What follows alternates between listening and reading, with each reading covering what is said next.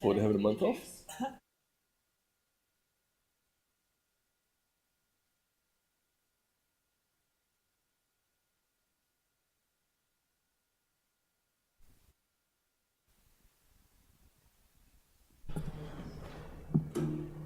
Thank you everyone for your patience. The special meeting of the Annapolis City Council on Monday, July 25th, 2022 will be called to order at 7:02. At this time, would you join us for the invocation given by Alderman Gay, followed by the Pledge of Allegiance. Thank you. Dear God, we thank you for the opportunity to meet today. I ask that you clear our minds and reset our motives, Lord God, so that we think and walk in your way, Lord God. I ask that you help us think more kinder and more wiser, Lord God, to our more vulnerable citizens, as you would do, Lord Jesus. Lord God, I ask that you give not just the council, but the citizens of Annapolis the guidance to lead a better life, Lord God, to let go of anything that holds them behind, Lord God. Lord God, I ask that you meet them where they are, meet their needs, Lord Jesus, whether it be finances, food, shelter. Provide them the security that we know you can provide, Lord God. You're a burden bearer, Lord Jesus, and a load carrier. We ask that you carry those burdens and those loads of our citizens. In the name of Jesus, amen.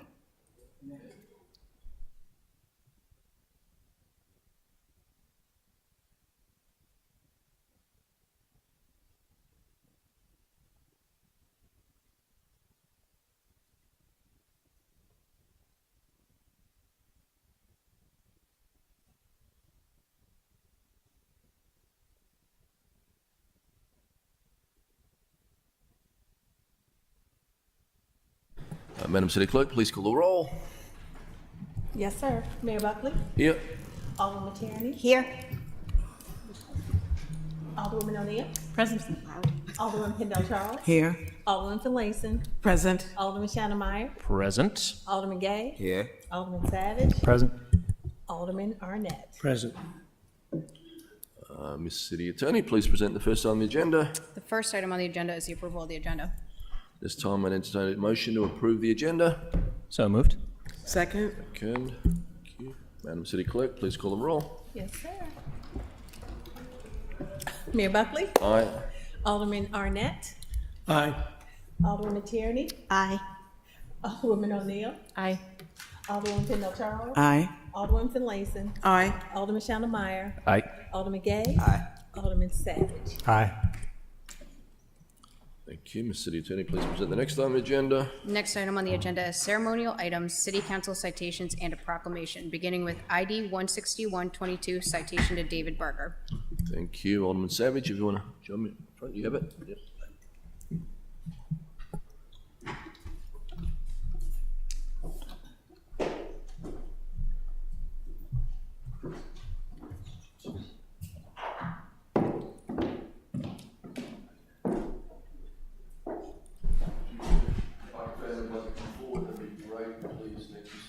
We're going to try to embarrass you. Thank you. We truly appreciate everything that they've done for this city, and he's an amazing man. Thank you so much.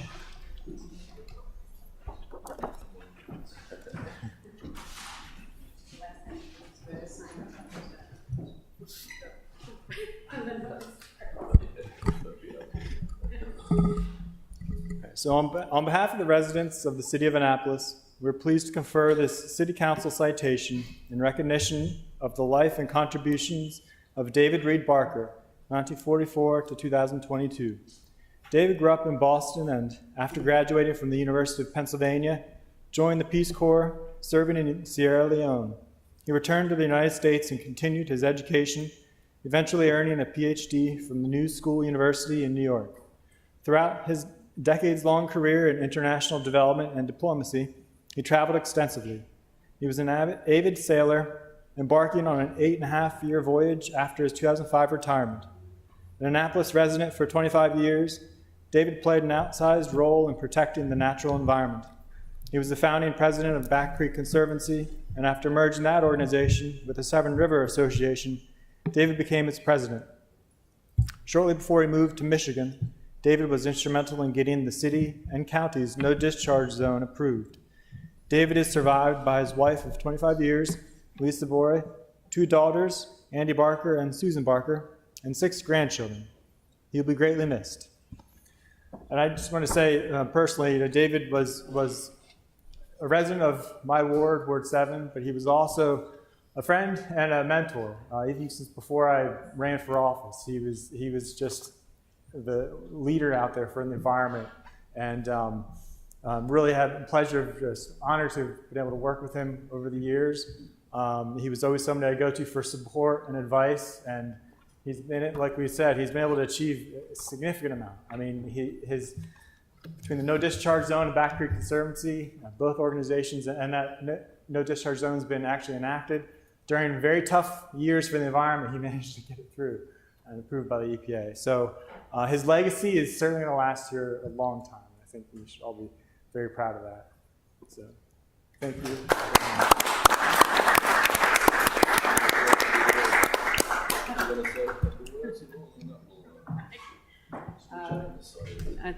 Thank you, Rob, and City Council and Mayor Buckley, that really appreciate this recognition. David loved Annapolis and worked hard in his retirement to do everything he could to protect the place he loved. So thank you for this acknowledgement. Really appreciate it. On behalf of 1 daughter and 2 grandchildren and the whole family, we really appreciate it. Thank you so much. We might just take a picture of you.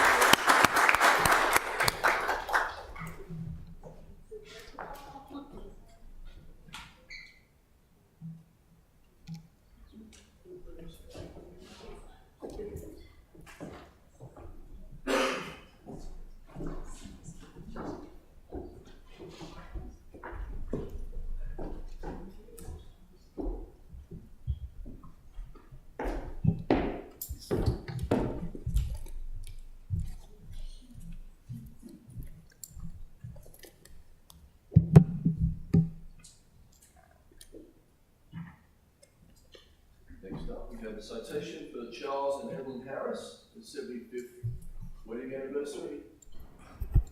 Yes, and I think we have a very short video of their anniversary back in April.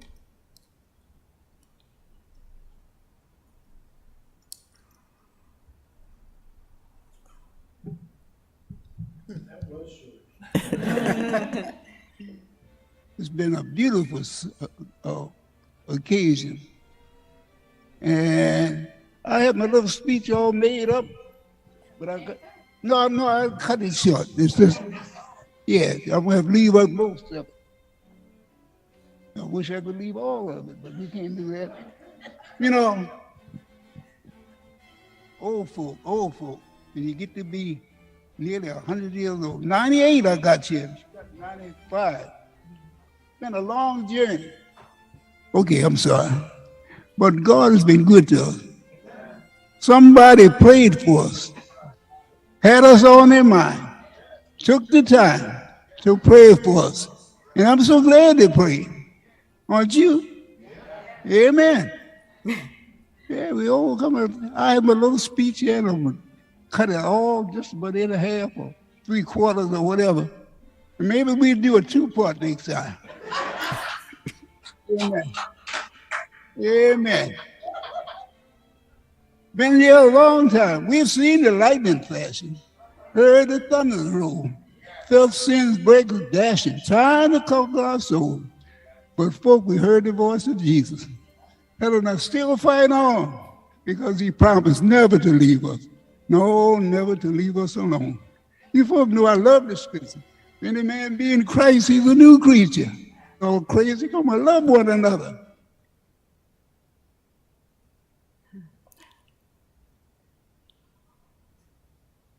I'm going to read the city council citation. We presented them with a key to the city as well back on April the 24th. They celebrated their 75th wedding anniversary on April 17th.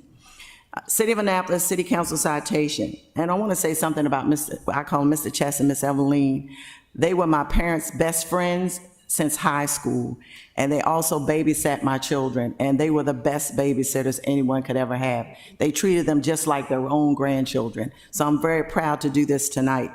On behalf of the residents of the city of Annapolis, we're pleased to confer upon you the City Council citation in recognition of your 75th wedding anniversary. Congratulations. You were both students at Wiley H. Bates High School, marrying on April 17, 1947 in Baltimore. From this union, you have 4 children, Barbara, Charles, Alan, and Jerome, 5 grandchildren, and 6 great-grandchildren.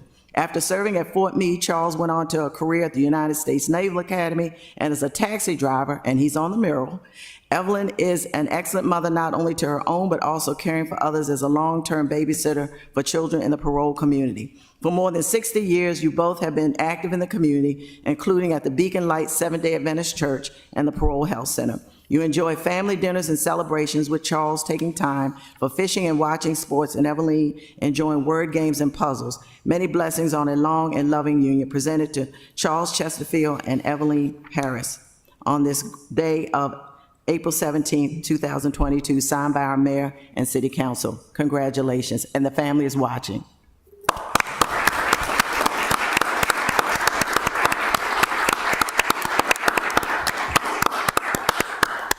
Thank you. Right, we definitely need more love stories. That's amazing. Thank you. Next up, if Parks and Rec could come forward, we have a Parks and Rec proclamation. If any of you get a chance, Parks and Rec has never been more exciting in the city of Annapolis. Come and try out our new pool or our new tennis courts and pickleball courts. Walk around Waterworks Park. Go to some of the street end parks. There's so many things to do. So I'm going to give this to you guys and come up there.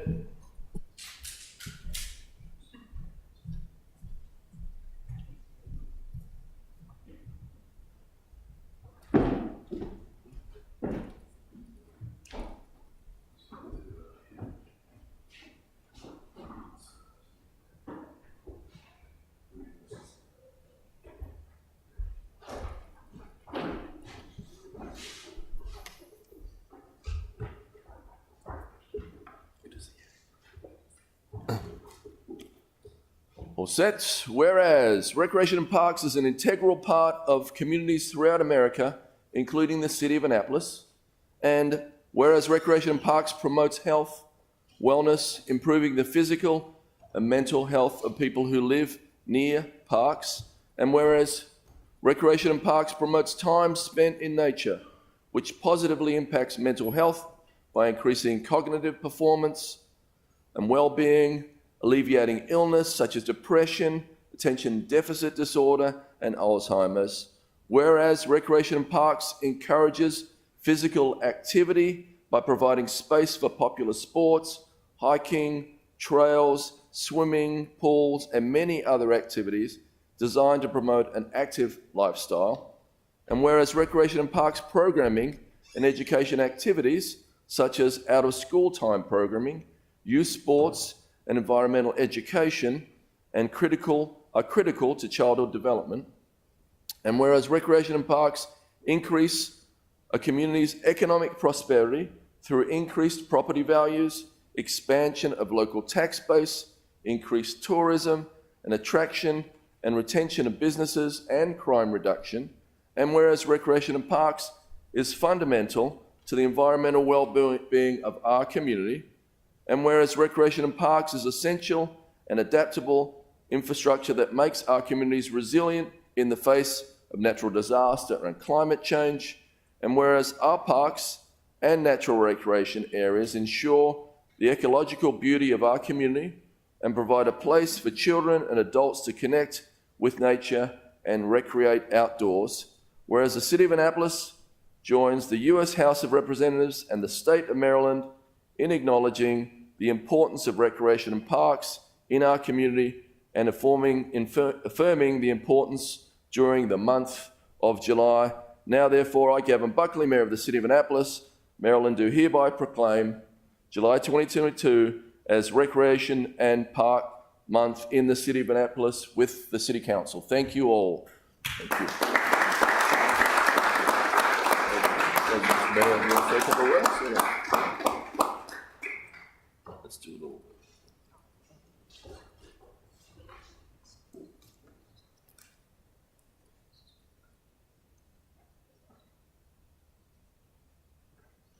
Thank you. I was going to say some stuff. Yeah. Yes. Thank you. On behalf of the Annapolis Recreation and Parks Department staff, our Trader Director, Ms. Cassandra Shorter, summer intern, and Lakeisha Simmons, accept this proclamation from the mayor of the city of Annapolis. Mr. Mayor, thank you very much. We really appreciate this very much, and really from the bottom of my heart. I grew up in Annapolis. I walked the streets of Annapolis. I played in Annapolis. And at the age of 16 years old, I was a playground instructor for the Annapolis Recreation and Parks Department.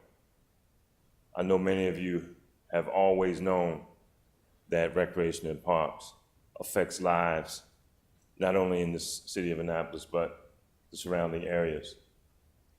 However, COVID really brought it to our attention just how important recreation and parks is.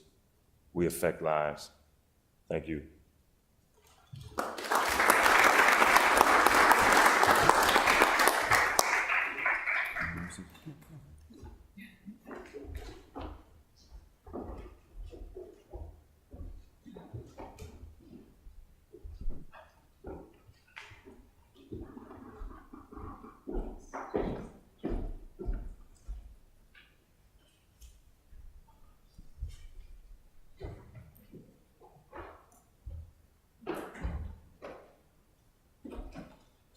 Please present the next on the agenda. The next item on the agenda is petitions, reports, and communications, beginning with the update from the mayor.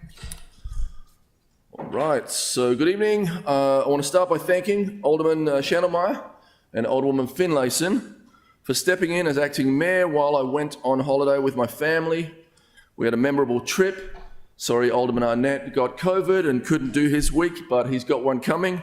It was great to be with my kids, and we really had an opportunity to recharge. I want to thank everybody for that. As a council, we will be taking August off from meetings, so I'd like to take a few minutes to tell you about some of the upcoming events. Please mark your calendars.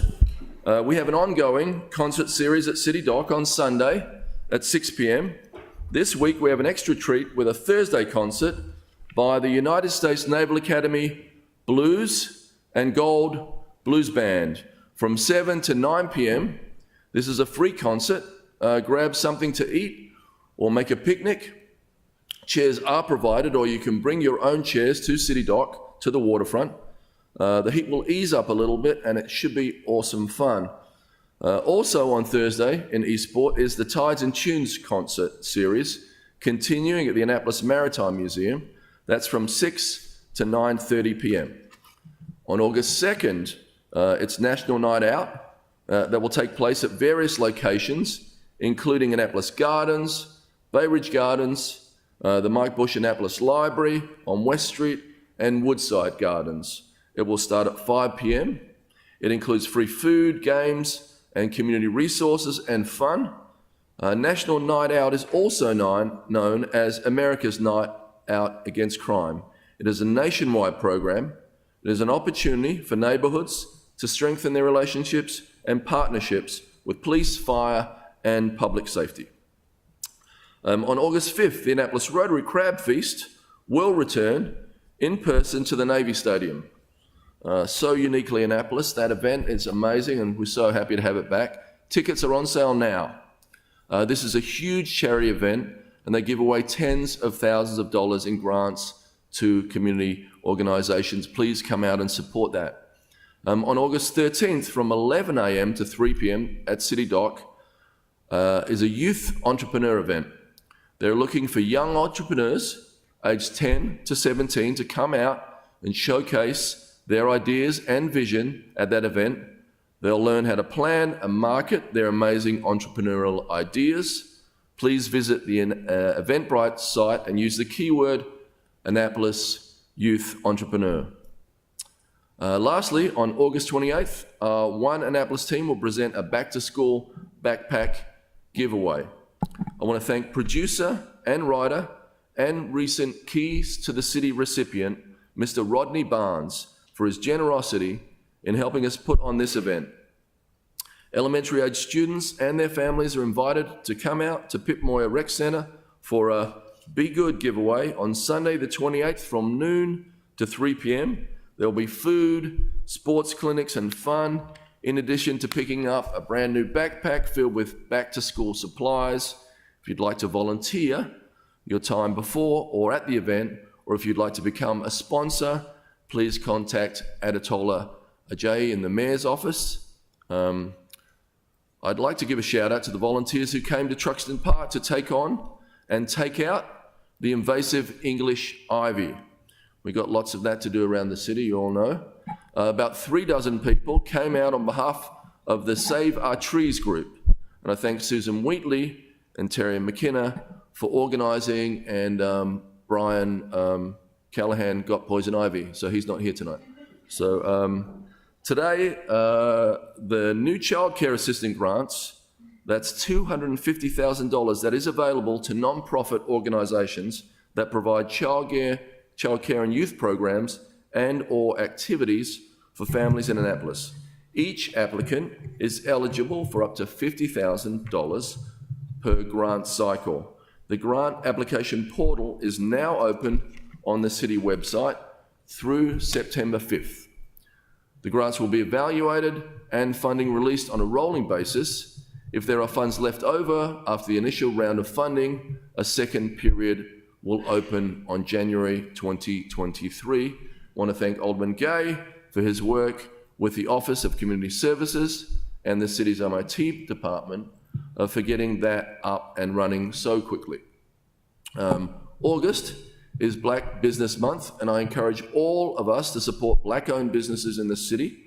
If your business would like to be included in a listing on the city's website, please contact my office by emailing mayor@annapolis.gov.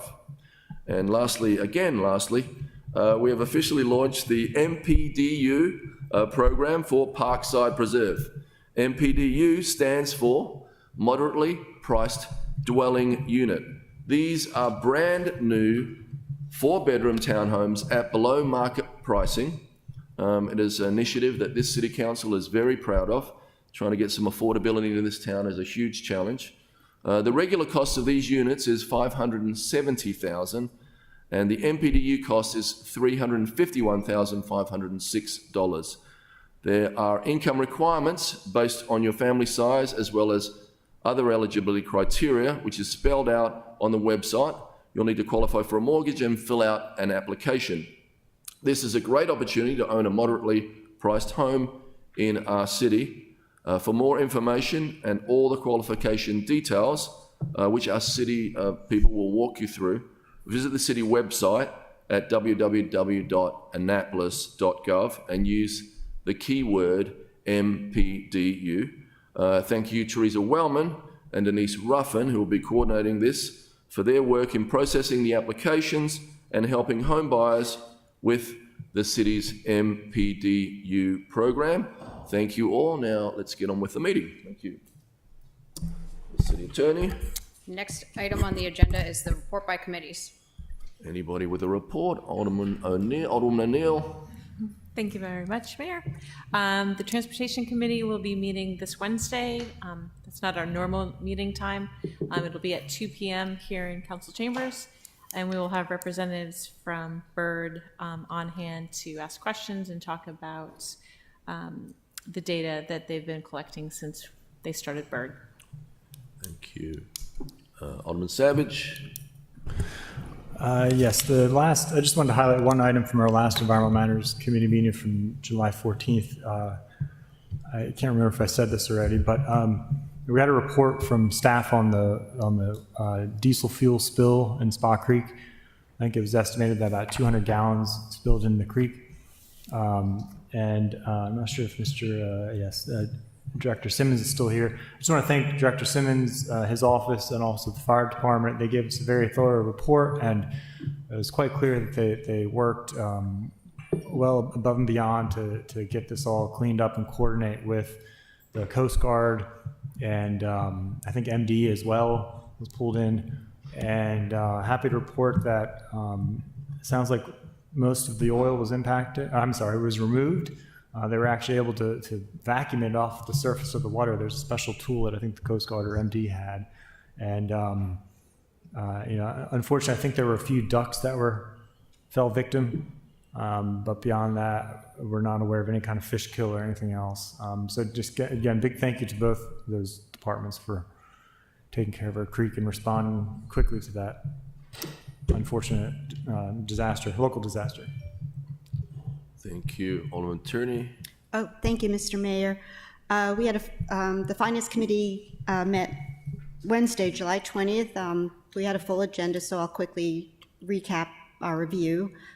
We reviewed and recommended favorably as amended the lease agreements for the Stanton Center. There were 4 of them, and we recommended favorably O28-22, which is parking in metered spaces, and O30-22, the sprinkler bid, sprinkler and electrical ordinance that is on the agenda tonight was recommended favorably as amended. And we did postpone O32-22 on the assistant city manager position, waiting to hear more about it moving forward. And we recommended favorably R36-22, city-supported special events for next year. The date of the next meeting is Wednesday, September 7th at 10:30 a.m. Thank you. Alderman Pendle Charles. Thank you, Mr. Mayor. The Public Safety Standing Committee met on Thursday, July 21st.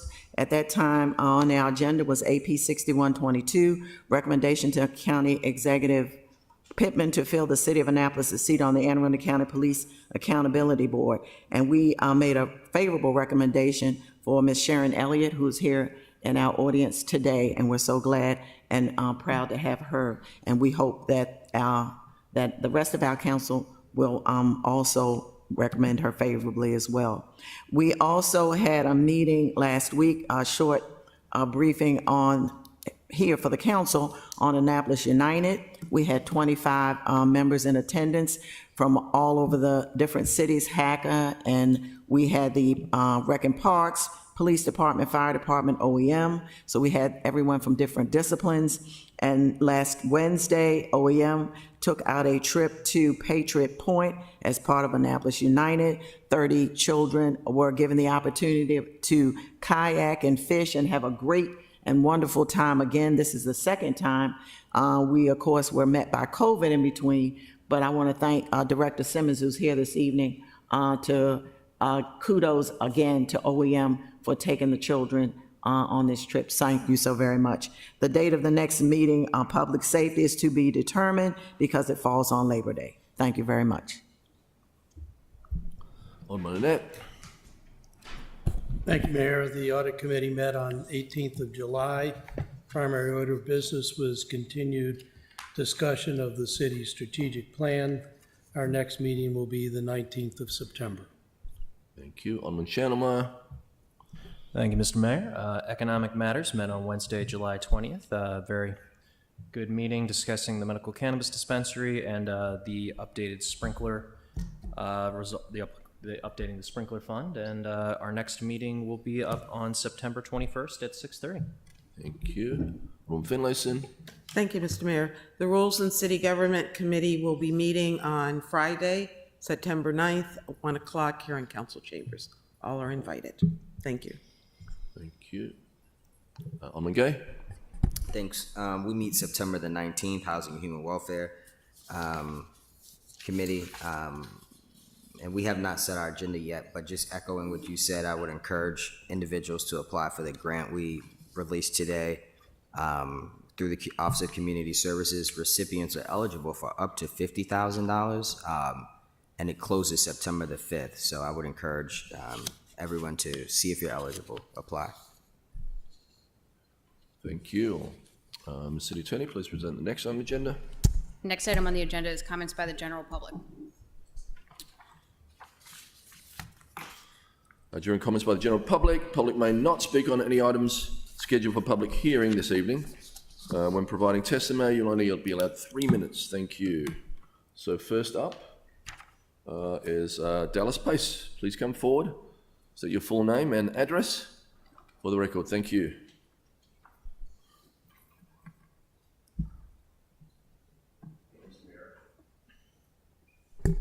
Thank you, Mr. Mayor. My name is Dallas Pace. I own two properties actually in Ward 3, 109 Domino Road and 105 Domino Road, where I've resided for over 60 years. My parents, Dallas G. Pace Sr.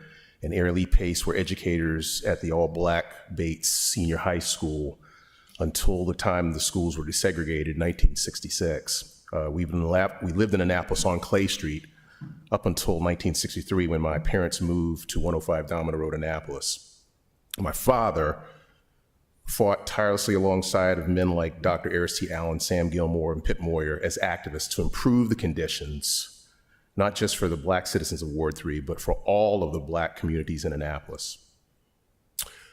I rise today in opposition to Ordinance 622. Dr. King said in his letters from the Birmingham jail that we have a moral obligation to obey just laws, but we have an equal obligation to disobey unjust laws. So the natural question is, what's just? Dr. King goes on to say that a just law is any law that, any moral man code that aligns with God's moral law. See, for Dr. King, there is no separation between church and state. And I don't think we should be surprised by that. If someone kills somebody, they pay the price. If somebody tries to steal something, they pay the price. I think every council person on this chamber believes that we should keep guns out of our streets, not allow access to have guns in our streets. I would hope we would have the same fortitude to keep drug paraphernalia also out of our communities. And I believe it's antithetical to this council, whose job should be to uplift the citizens of Annapolis. There's a passage in the Bible, it says, "Be sober and be vigilant, for your adversary, the devil, as a roaring lion, goes about seeking whom he may devour." So how are our young people going to be sober and vigilant if they are exposed to more drugs on the streets? The last thing I would say is, I'll read this quickly, thank you. There's an obscure person in the Bible by the name of Jabez. And Jabez offered this prayer. He says, he called on God of Israel saying, "Oh, that you would bless me indeed and enlarge my territory, that your hand would be with me, and that you would keep me from evil, that I may cause no harm." And I believe the job of this city council is to enlarge in the city, not physically, but in its righteous services that it provides to its citizens, to do everything to improve the quality of everyone's life in the city, to do no harm. And that's my hope. Thank you. Thank you, Mr. Pace. We need one person signed to speak. If anyone wants to come forward and speak on anything other than the off-street parking requirement, the business license taxes, or the issuance of general obligation bonds, please come forward and state your full name and address. Alex Klein, 305 Monterey Avenue in Annapolis. I know you're going to, I read on the agenda, you're going to pull R5022 about Rocky Gorge or whatever the current name is, but I thought it would be appropriate to make a comment about that while I'm here to later talk about something else. But so I've been following this project for a long time, both before I was on the Planning Commission and since I've been on the Planning Commission. I've testified a number of times, and as we all know, there are a lot of problems with this project that have no good solutions that satisfy everybody. Whatever solution to the issues is not going to work for somebody. And I don't know if the developer knows this or not, whether this project is viable or not. I'm not a developer, so I don't know. But it seems to me that the fact that the property's changed hands over the number of years tells us something, that maybe this isn't going to be a viable project because of these problems. But this really brings up a bigger point to me is, how many bites at the approval apple does this project get? And there was an article about in the paper that I'm sure everybody read, calling it a zombie project, and I happen to agree with that. And so I'm urging you all to do is to think about how we can amend our code in a very objective way that has a sunset to some kind of application like that, so that, you know, they get a reasonable amount of time to take a project to completion, however you're going to define that, TBD, and that if they don't get there, it's over. You got to start all over again, because they're clearly, after 10, we've had a lot of changes in our law after 10 years that this project is kind of exempt from, because they got the foot in the door 10 years ago, and I just don't think that's right. And so I urge you all to amend our code in a way that will prevent these things from happening in the future. Thanks.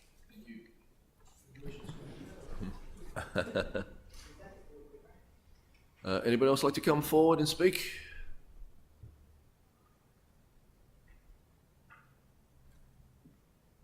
Okay, I declare comments by the general public closed. Ms. City Attorney, please present the next item on the agenda. The next item on the agenda is appointment AP 6122, the candidate recommendation for County Executive Pittman to fill City of Annapolis' seat on the Anne Arundel County Police Accountability Board. Ms. Sharon Elliott. Right. This is a formality, Sharon. We're so excited to have you here. Could I get a motion to approve AP 61-22? So moved. Second. Second. All those in favour, say aye. Aye. Opposed? Thank you. Welcome aboard. Thank you.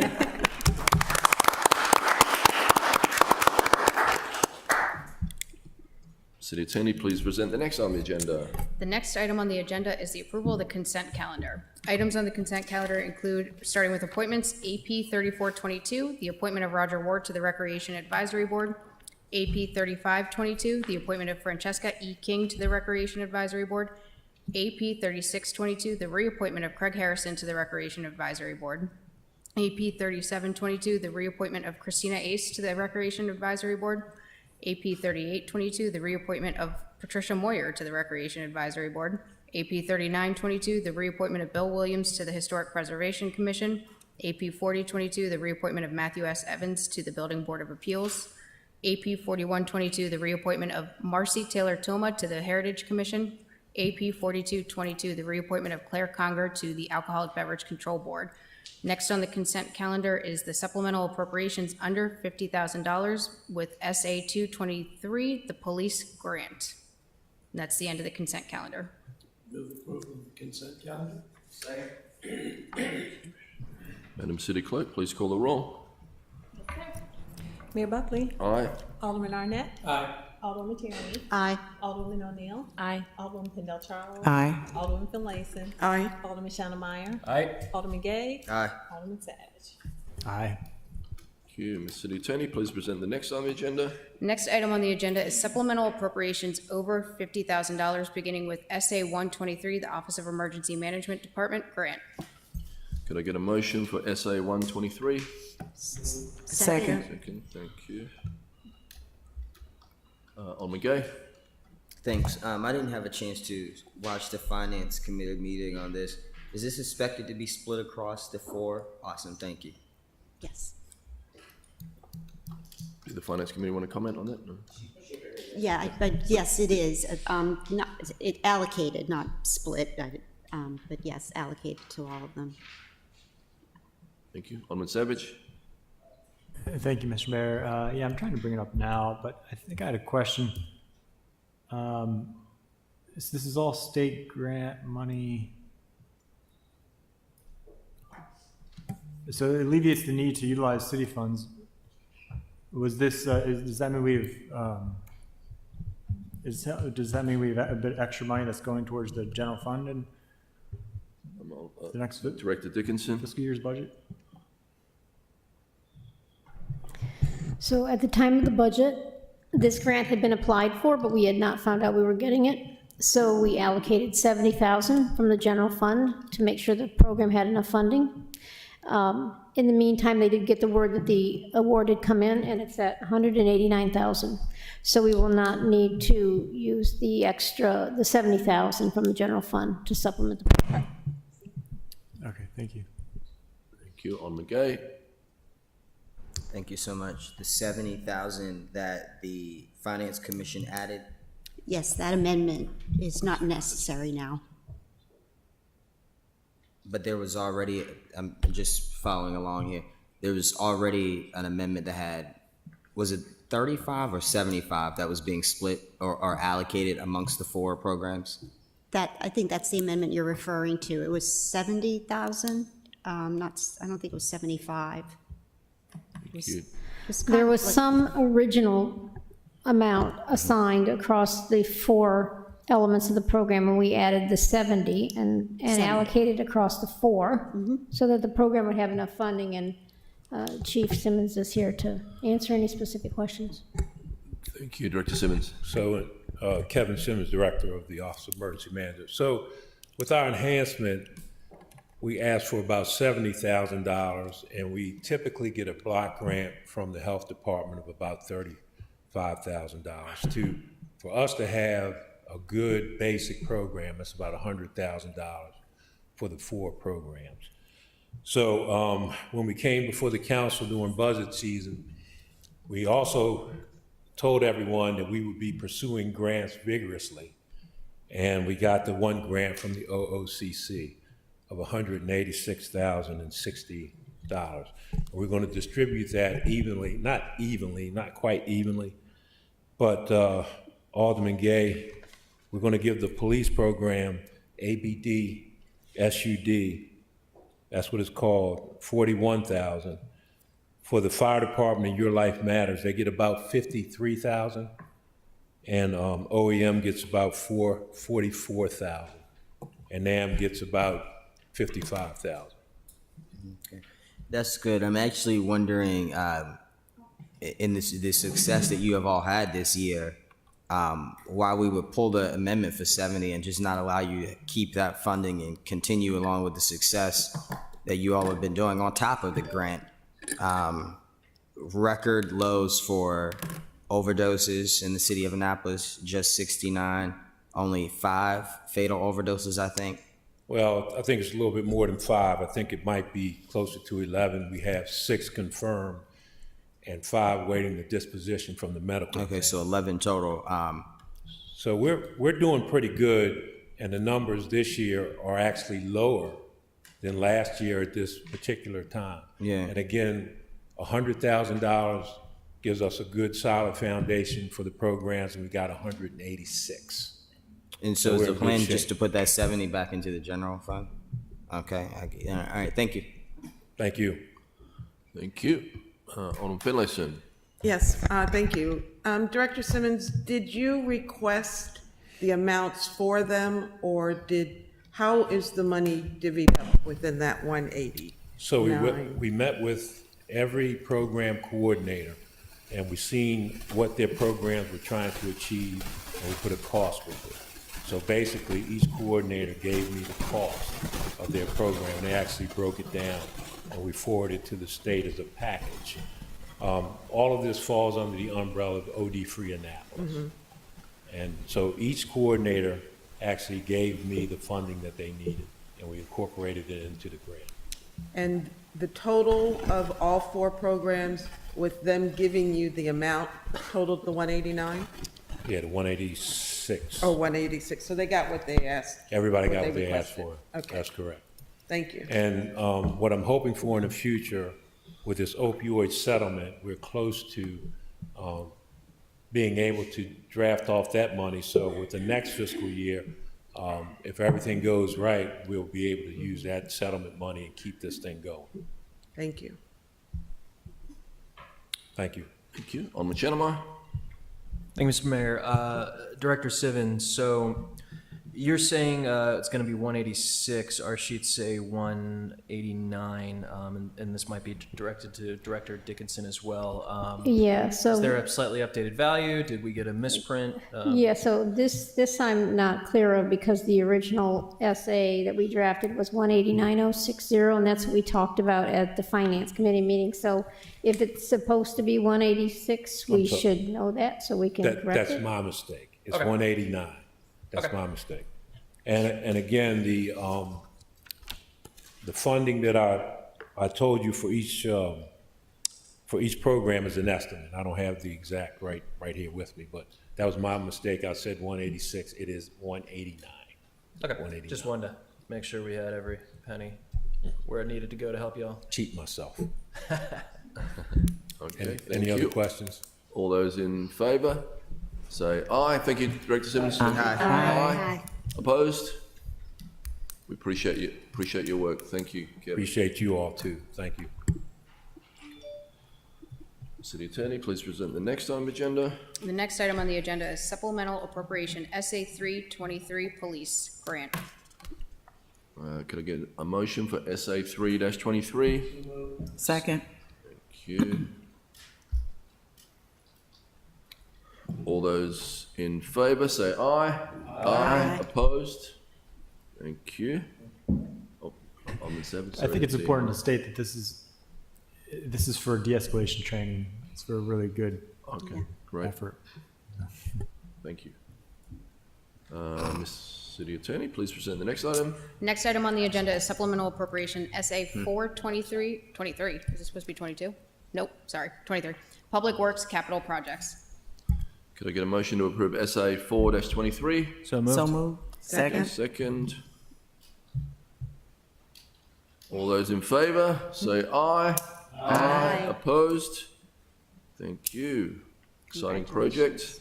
Ms. City Attorney, please present the next on the agenda. The next item on the agenda is public hearings, beginning with ordinance 0922, off-street parking requirements, food establishments.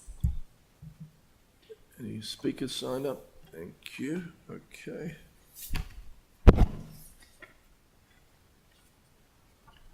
We have Alex Pline from the Planning Commission signed up to speak on this. Good evening. Good evening again, everybody. And by the way, it's good to see everybody in person. Yes. This has been my first time in chambers, I think, in 2 years, so good to be here. Alex Pline, 305 Monterey Avenue, but I'm speaking in my role as chair of the Planning Commission. I'm sure you've all seen our recommendations on this legislation, and they're fairly detailed, but I just wanted to reiterate a few points that are in there and expand a little bit on that. The first point is that it's really important, as we wrote, to separate what the policy change is, i.e. the removal of the minimum parking requirements, with any solutions to mitigate the effects of that policy, typically thought of as any subsequent parking regulation to deal with, what may or may not happen as a result of that policy. But, a lot of things we heard in the discussions and the public hearings and the work session we held on that was that this wasn't good policy because it was a one-size-fits-all. And we thought actually quite the opposite, that a one-size-fits-all policy, as stated in the legislation, is pretty straightforward. It's easily codified, no minimum parking requirements. It's like one line. And it really avoids this sort of trap we get into sometimes with creating these Byzantine rules, trying to codify around specific exceptions and cases, etc. But the mitigating solutions are, however, not one size fits all. And that lets us be able to tailor those solutions to very specific contexts. Because we all know every neighborhood in the city is different. They all have their challenges, especially around parking. They all have their challenges. Some places have more room, some places have less room, some have more pressure, some have less pressure. So in a way, being able to tailor those solutions to what works in one very specific location without being necessarily tied to a zoning district, for example, allows you to really solve those problems in a really flexible way. Rather than just saying, okay, we're going to require so many parking spaces for this use regardless of where it is, which is sort of a really blunt kind of policy that doesn't really work everywhere. And so, I think the city's going to have to work with neighborhood groups, business associations in all those locations to work these things out. And, those sort of discussions are happening most prominently now in Eastport, and those are all good things. And this is really the basic idea that's put forth in the book that we've talked a lot about in our discussions, The High Cost of Free Parking, is really to have those solutions benefit the people locally. Can I have another minute? So I think that makes dealing with this issue much more flexible than just having a blunt policy. And then secondly, just because a business isn't required to provide parking doesn't mean they're automatically not going to have parking. It's really ultimately a business decision, and we believe that businesses best know how to manage the kinds of parking they need based on what their requirements are. If you're going to have a really local place that wants to cater to people in the local neighborhood, essentially who are going to walk there, then why should they have to provide parking? All it does is sort of raise their bar to entry, maybe keep out smaller businesses because they can't afford to either buy a place that's big enough with parking or to build it, et cetera.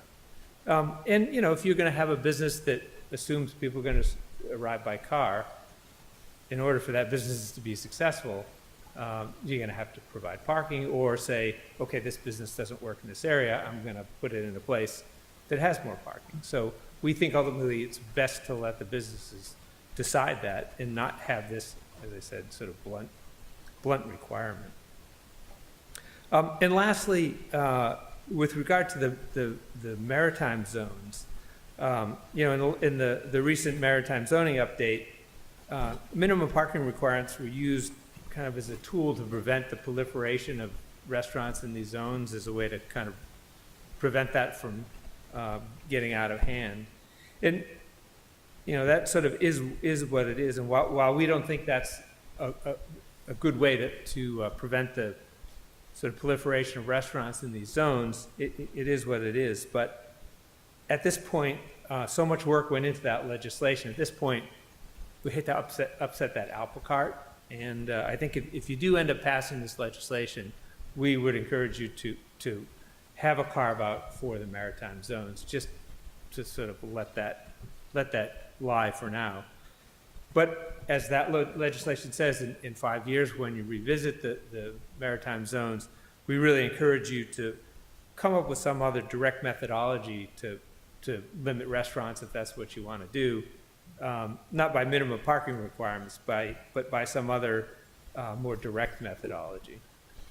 So that's a little bit more on where we were on our recommendations, and I'm happy to answer any questions if you have them. Thank you. I think we're good. Alderman Annette. Thank you, Mr. Mayor. Thank you for that report, and it certainly reflects what I heard from the commission. I just want to let you know that with the resolution R2222, I got an update from Mary Burkholder, who is looking at the business side of the restaurant. And I'm hoping that she's going to do one more round of survey, but we should be getting some information from them. And it does speak to the free market aspect, that restaurants really ought to be free to make their decisions about how they're going to attract customers with parking or without. But we are also going to be looking at the kinds of things that Alderman Chandelmeyer brought to our attention about the 3 phases. Businesses ought not to be able, for free, to take advantage of a public good.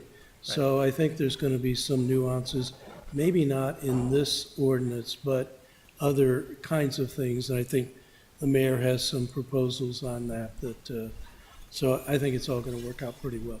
Good. Yeah, in general, these comments that we have are not really even limited to restaurants. It's really much more generic to all businesses, regardless of the type.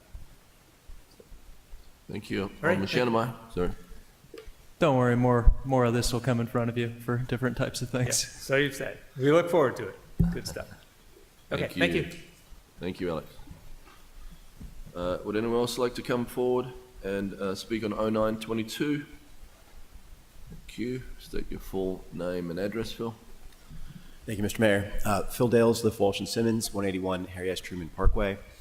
I'm here just to make some general comments on restaurants and our streets. People probably don't realize that the hospitality industry is our city's third biggest industry. It's 11% of our economy in the last GDP. And it's particularly important to those people who may not have had the benefit or good fortune to have higher education. They provide gathering spots. And in a lot of ways, they really are the lifeblood of our city.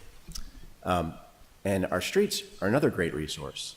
Our streets are a public resource that don't just belong to the people who live alongside them. They are a resource that belongs to all of us. And with those things in mind, I think it's wholly appropriate that we would allow that public resource to serve an industry that gives so much to the city. So many restaurants aren't able to expand or thrive, and they teeter on the brink of being able to make it each year because they don't have enough parking and they can't expand to have enough seats. So allowing our streets to be used in the service of those restaurants, rather than just dedicated to the people who may have the good fortune to live in those walkable neighborhoods, is, I think, a really good thing. And I very much appreciate and support the Planning Commission's comments tonight. I'd also say that the various mitigating strategies are appropriate and should be tailored to the different neighborhoods. In some places where you don't have the ability to park on site for residences and there's no room for driveways, tighter regulation may be appropriate to just allow those streets to be used for residents. In places where there's up to 75% of parking, of lots that have parking on the houses, on the lots, it might be less appropriate to have very strict regulations. Eastport, for example, it's approximately 3/4 of the houses have at least 2 parking spaces on their own lots. So then to dedicate the streets completely to the use of those residents may not be as appropriate, but some mitigating strategy to help balance out the effect of having restaurants use those streets, I think would be appropriate. So I hope that the council will pass this ordinance, and I hope that the mitigating strategies we see that come with it are well tailored to the neighborhoods that they're placed in. Thank you very much. Thank you. Anyone else like to come forward on 0922? Accepted the record, the findings of 0922 from the Planning Commission dated June 16th, 2022. I declare the public hearing on 0922 closed. City Attorney, please present the next on the agenda. Next item on the agenda is a public hearing for O4222 business license, taxes and regulations, street cafes. I have no one signed up to speak on O-42-22. Would anyone like to come forward and speak on that?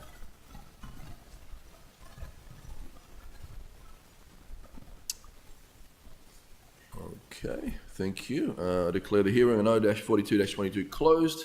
The City Attorney, please present the next item on the agenda. The next item on the agenda is a public hearing for O4322, the issuance of general obligation bonds and bond anticipation notes. Again, no one signed up to speak on this. Would anyone like to come forward and speak on O-43-22? Thank you. I'm going to declare the public hearing on O-43-22 closed. City Attorney, please present the next item on the agenda. The next item on the agenda is legislative actions on first reader, beginning with O2722, public services, water service billing, waiving late penalties. Could I get a motion to adopt O-27-22 on first reader? So, Could I get a second? second. Can I be a co-sponsor on that, please? Alderman Schnellmeyer. Thank you, Mr. Mayor. I greatly appreciate this bill coming in. You guys may have remembered about half of my emails in the winter of 2021 when the Postal Service cuts were a thing were regarding constituents not getting water bills delivered on time, late notices delivered on time, and getting their bills cut and late fees added. So I would like to be added as a co-sponsor to this. Thank you. Alderman Gay. I just added. I thought she was next. I'm sorry. Me? Yep. I'm just saying I'd like to be a co-sponsor. Co-sponsor as well? Yeah. Let's get us all on there. Great bill, Sheila. Great bill. Co-sponsor as well. Thank you. Yeah. Okay, all those in favour say aye. Aye. Opposed? Thank you. Refer O-27-22 to the Finance Committee and the Environmental Matters Committee. Thank you. Ms. City Attorney, please present the next on the agenda. The next item on the agenda is O4422, subdivisions, moderately priced dwelling units, the rental assistance funding. Can I get a motion to adopt O-44-22 on first reader? So move. Second. Second. Thank you. Mr. Mayor, Alderman Gay? I actually am, like a point of order, I was requesting to see if it's too late to have this, suspend the rules and have this passed on third reader tonight. If my colleagues aren't aware, I'm sure you are aware, though, this was the 3% allocation from the state that they gave to us for the Affordable Housing Trust Fund. This is just, bless you, yeah. This is just changing the language and allowing the Office of Law to, allowing the Department of Public Works under Teresa Wellman's office to distribute the funds and move along with the rental assistance funding. Is it appropriate? No? I was asking. I think I have to refer it to the Finance Committee, I think. Does it have to?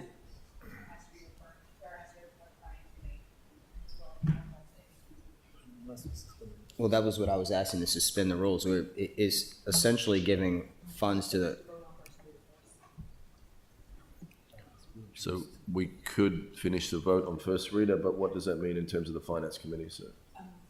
He would, it looks like you're not gonna get your vote, but, you, can make a motion Microphone. I'm sorry. You can make a motion to suspend the rules, but it doesn't look like you can have majority. I'm sorry. Yeah, okay, I'm fine with that. To accept it on first reading. So let's vote on for first reader, please. All those in favour say aye. Aye. Opposed? Thank you. I'm going to refer O-44-22 to the Finance Committee. You can make a motion now, is that right? Well, yeah, I'd like to make a motion to suspend the rules if I could. It's an ordinance. Yep, you making a motion? Second the motion. Thank you, Mr. Mayor.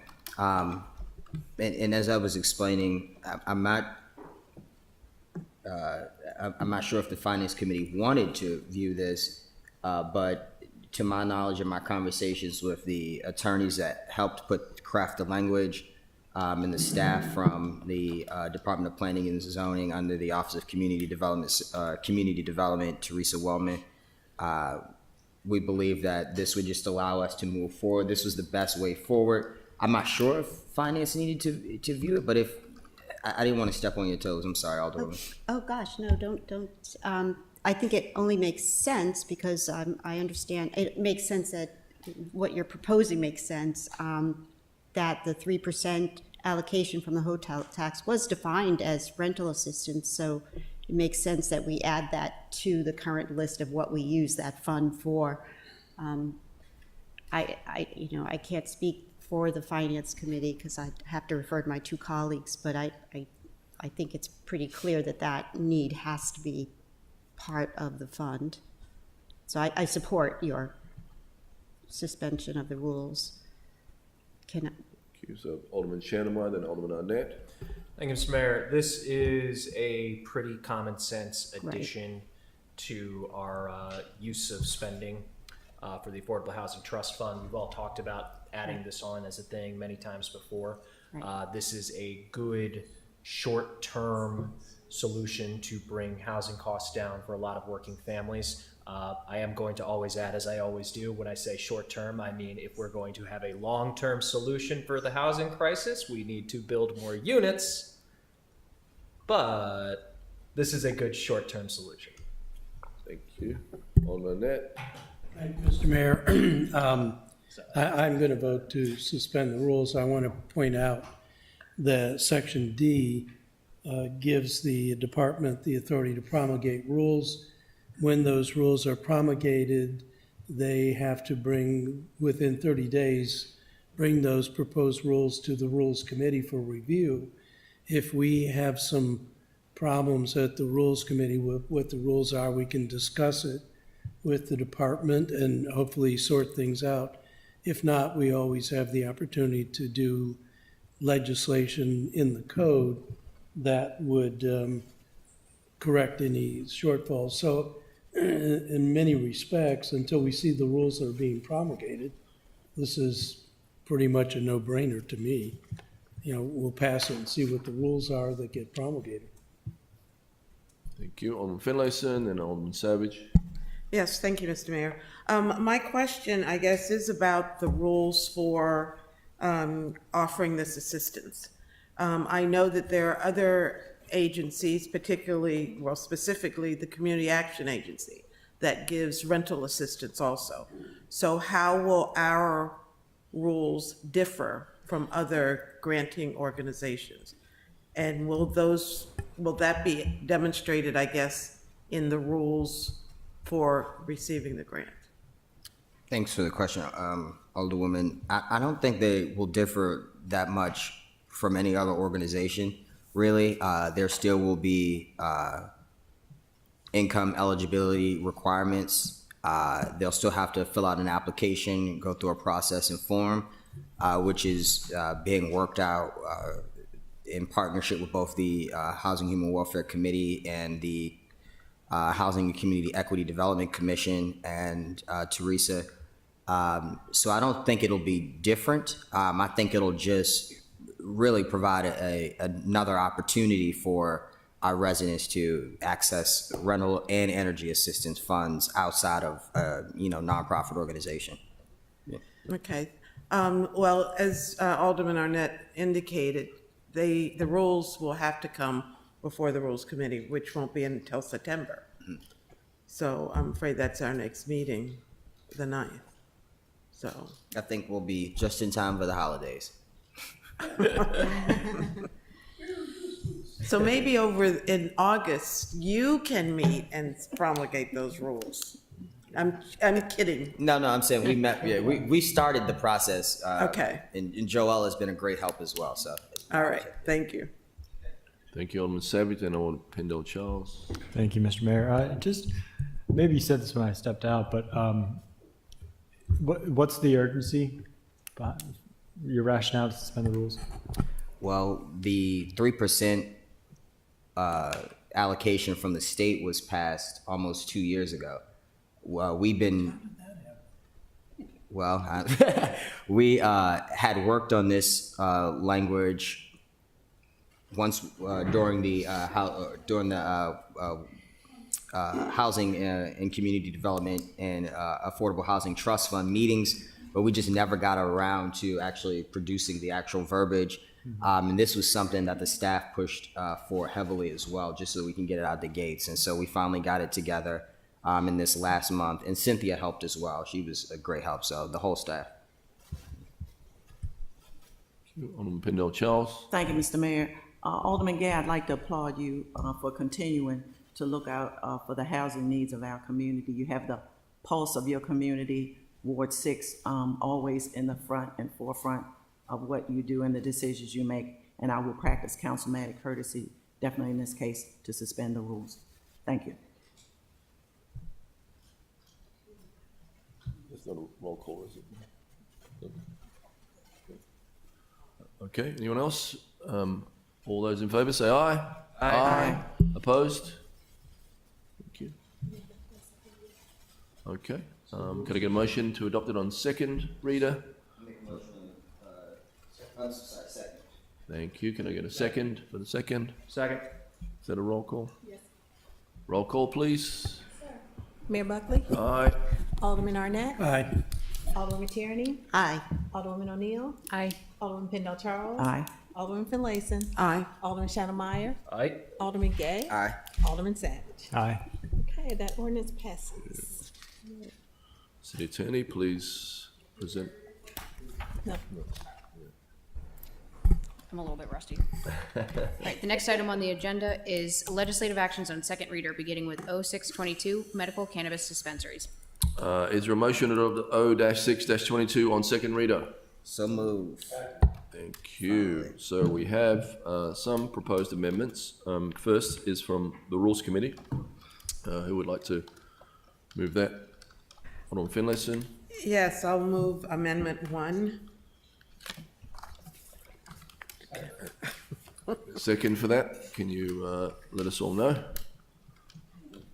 I think, if I remember correctly, we thought the language in lines 42 and 43 were repetitive, that our schools already have a distance for alcohol, drugs, and that kind of thing. Okay. Alderman Pendle Charles. Thank you, Mr. Mayor. First of all, I'd like to acknowledge the fact that when it comes to Ward 3, I know there's been a lot of angst regarding this legislation. What I will say is the commonality of what is in Ward 3 is not the usage of marijuana or the cannabis. It is the location of the dispensaries. I want to put that out there right now, and I don't want to weigh in on what Mr. Pace has said this evening, because I'm representing everyone.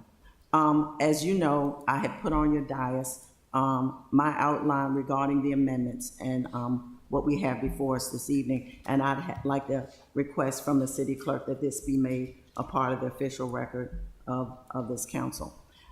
First of all, as you know, we do, although it's unwritten, but it's a historical policy that we follow councilmatic courtesy. As far as my Ward 3 residents are concerned, as I've indicated many times over, we don't complain. We stay to ourselves. We don't make a lot of noise, but when we do, there is a reason for it. And number 3, following the City of Annapolis' 2009 Comprehensive Plan, number 1, preserve and enhance community character, and 2, land use and community development, this piece of legislation does not fit into that when it comes especially to Ward 3. As far as the map is concerned in here, it shows that Ward 3 would be overwhelmingly vulnerable to cannabis dispensaries. I would request that my colleagues vote no on this amendment, eliminating the 1-foot line as it relates to the proximity of public, private, elementary, middle schools is very problematic for Ward 3. We do have 2 schools that educate our elementary school children, and therefore I would request that there be a no vote on amendment number 1. Thank you.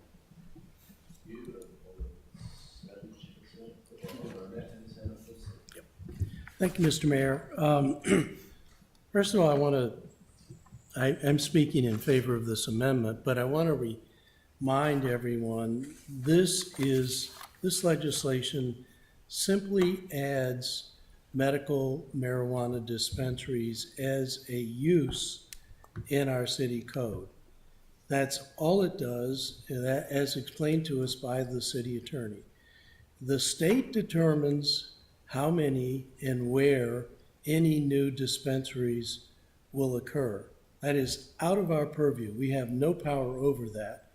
And so I think any discussion about that is out of order. To me, the simple thing that this ordinance does is speak to the fact that these dispensaries are now part of our land use code. This amendment, of course, on the Rules Committee, I subscribe to this amendment.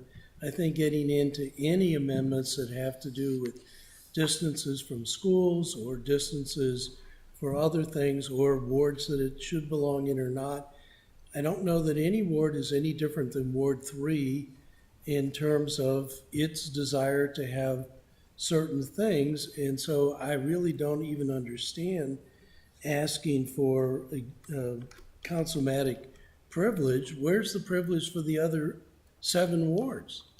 Why is it that it doesn't fit in Ward 3, but it fits fine in all the rest of our wards? So I take a little bit of concern or umbrage to that. But in terms of all of these things about distances and staying away from this, I don't think that's really our decision to make. That's the state's decision. They'll decide in a competitive process who they're going to grant the one and only one additional dispensary that is up to be granted. They'll decide where it goes. Doesn't make any difference what we like or don't like. That's a state power. All we're doing is adding this to the use table in our city Title 21. Thank you, Mr. Mayor. I guess we see councilmatic courtesy different. I think I have personally practiced it many times over. When I hear any one of my colleagues advocate or not advocate, or advocate on behalf of an issue in their wards, I almost always follow your direction.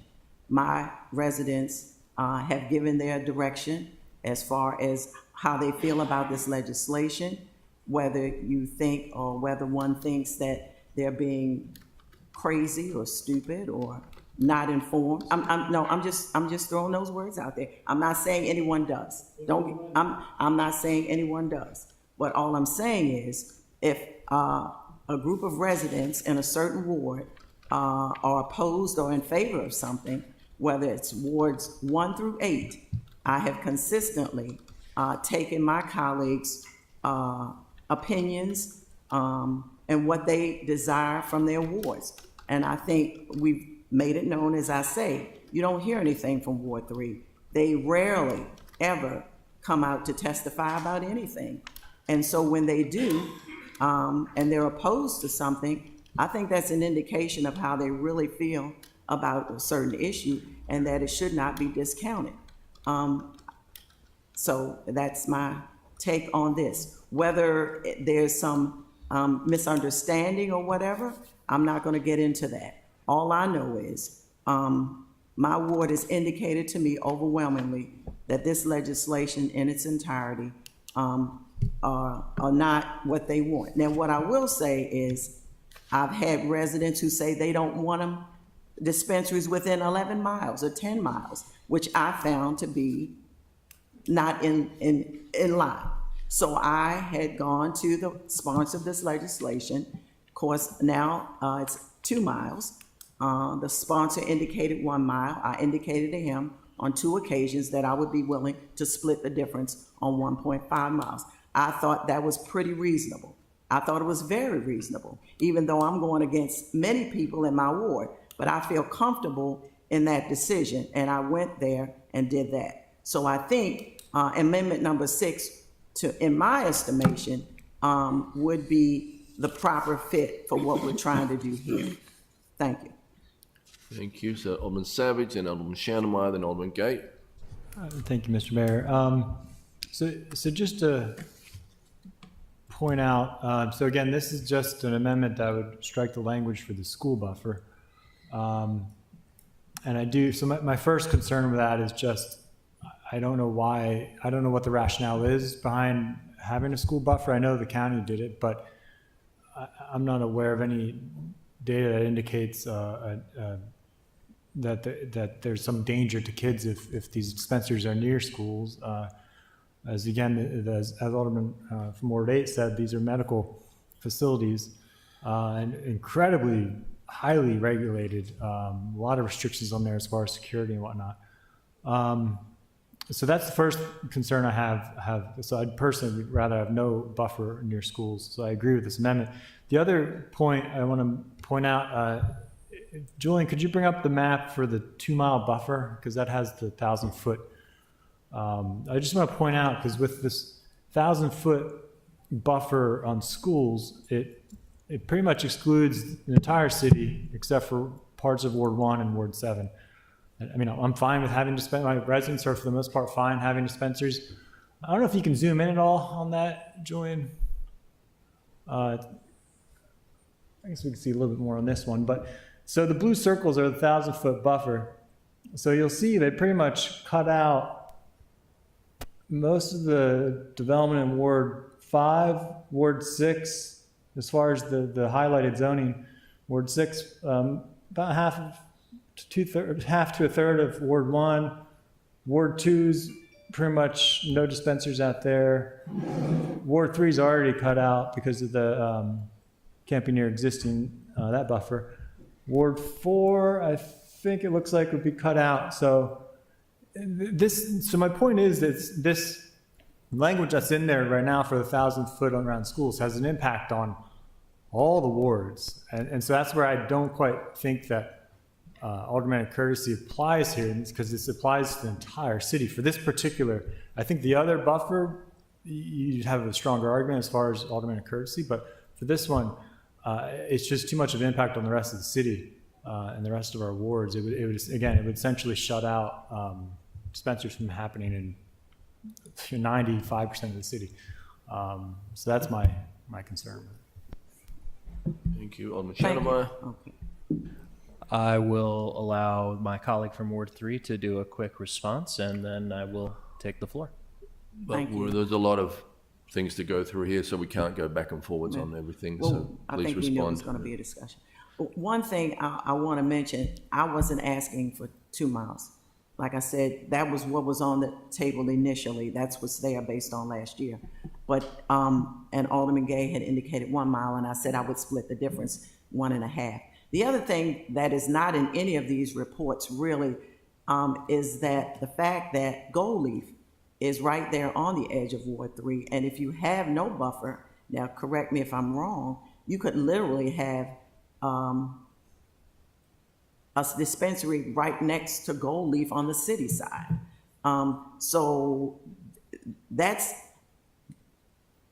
I guess one of the problems here, that it was not addressed within the report by the Planning Commission. So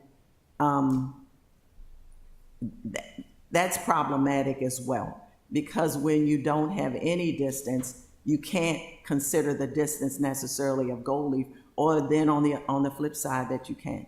So trying to balance out that as well, that issue. But like I said, I'm not asking for 2 miles. We want to split the difference. That was my suggestion and my offer to Alderman Gay on 2 occasions. He wanted 1, I said 2. I mean, there was already 2 to split it to 1.5. So thank you. But just real quick to point out that what I'm referring to are the blue circles. 'Cause I know it's hard to see on this. The blue circles. Say that again, I'm sorry. The blue circles are the school buffer. Right. That would be stricken by Amendment 1. So I'm not referring to the yellow at this time. Oh, okay. I heard you say, ask Julian to pull up the 2 miles. So, okay, thank you. For the record, that's the only map that has the 1,000-foot school buffer. All the other maps show a 750-foot school buffer. Okay, thank you. So, Mr. Mayor, in Amendment 1, part of the rationale of the Rules Committee behind this was we were viewing the medical dispensary bill as a type of pharmacy. Now, in the Rules Committee hearing and in the Economic Matters Committee hearing, where we brought this up with representatives from Planning and Zoning, they were unaware of any other limits or buffers on traditional pharmacies. And so both committees saw this as treating one type of pharmaceutical as different than another type of pharmaceutical.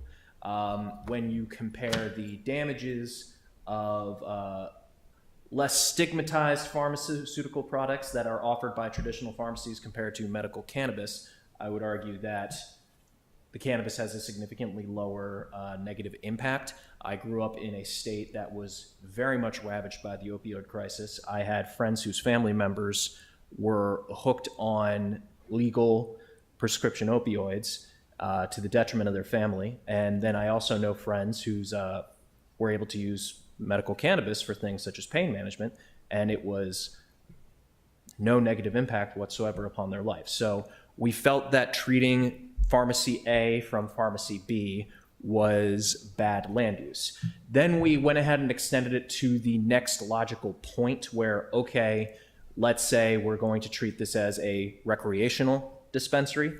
The next closest thing that we had was liquor stores. Now, again, getting into the health impacts of alcohol versus marijuana, it is, again, marijuana and cannabis is significantly lower health impact to folks, to people, but there isn't the same there is no buffer that exists for liquor stores. So we did not see a reason to, even if you extend this to a recreational use, to put this buffer in place. Director LaPlace, are you aware of any changes in that? I know you said both meetings, everyone said, I don't think so, we'll look into it. Has anyone found any? The Director of Planning and Zoning is shaking his head. No one has found that a buffer exists for pharmacies or for liquor stores. So we really should not be treating this as a different type of land use. Thank you. Alderman Gay. Thank you. I think the alderman from Ward 5 pretty much stated what I wanted to. I appreciate both committees for their support on Amendment 1 as it relates to reducing the school buffers. The arguments against this are just, and I'm specifically talking about Amendment 1, at least in my ward in particular, there are one is an elementary school, one is a middle school, where students have to walk directly past 3 liquor stores that are not subject to the same standards as medical cannabis dispensaries. For example, medical cannabis dispensaries are not allowed to depict any images of what is sold inside. You can walk past a liquor store and they have signs 2 for $12, 4 for $16, or whatever, you know. And kids actually can walk into liquor stores with their parents. They can't even walk into a medical cannabis dispensary with a parent or guardian. And then the other argument that the city attorney reminded us of in the Rules and City Government meeting that I thought was critically important as well. The Anne Arundel County Public School System has policy directly related to the use of medical cannabis on school grounds. It is encouraged for students who choose to do so. It should be administered by a nurse on the school's campus, but the school system does have rules and regulations as it relates to the use of cannabis on school grounds. So creating buffers would essentially cause no impact as it relates to bringing medical cannabis on or off the campus. So I appreciate that. Thank you. Alderman Pendle Charles.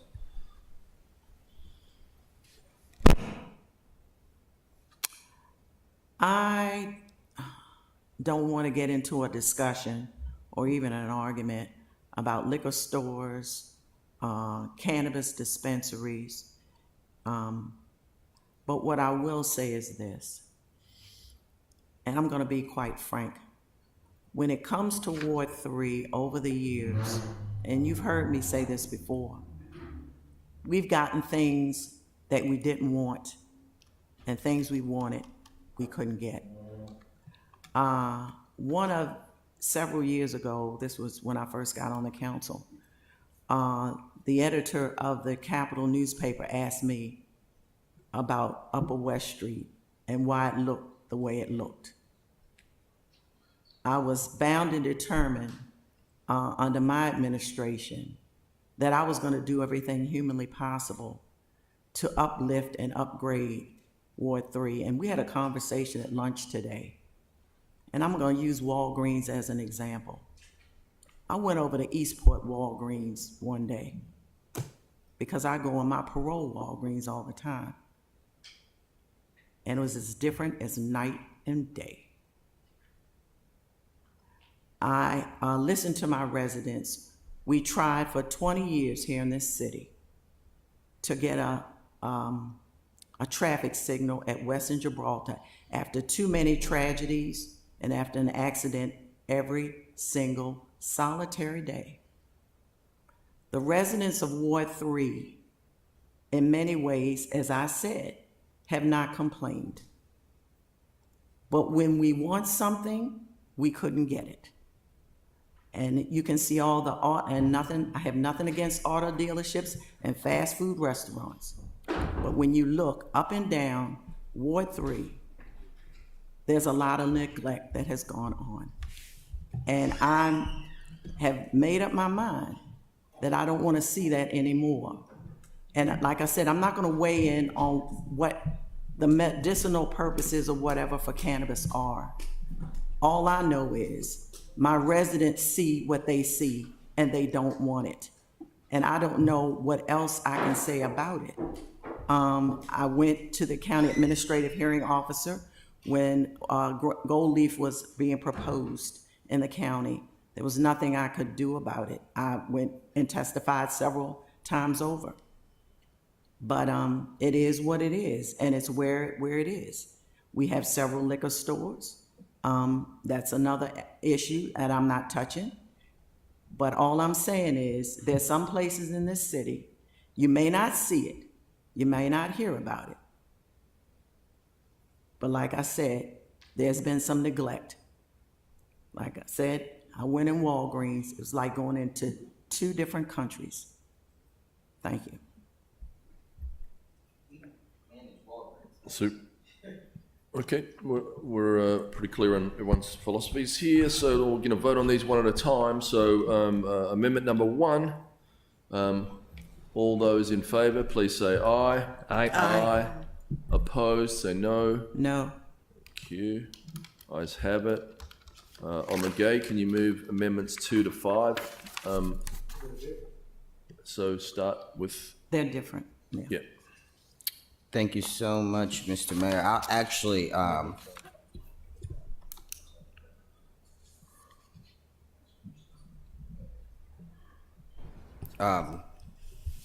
I actually, We'll just get you to move them one at a time and get them seconded before. all right, we cool. Yeah, I'll discuss make a them. motion to move Amendment 2 on page 3 in lines 39, strike 2 and substitute 1 half. Thank you. Can I get a second, please? Thank you. Amendment number 2, yes. I'll make a motion actually to withdraw amendment number 2. Just introduced it. We just did amendment number 1. Amendment 2. Oh, you're drawing? Yeah.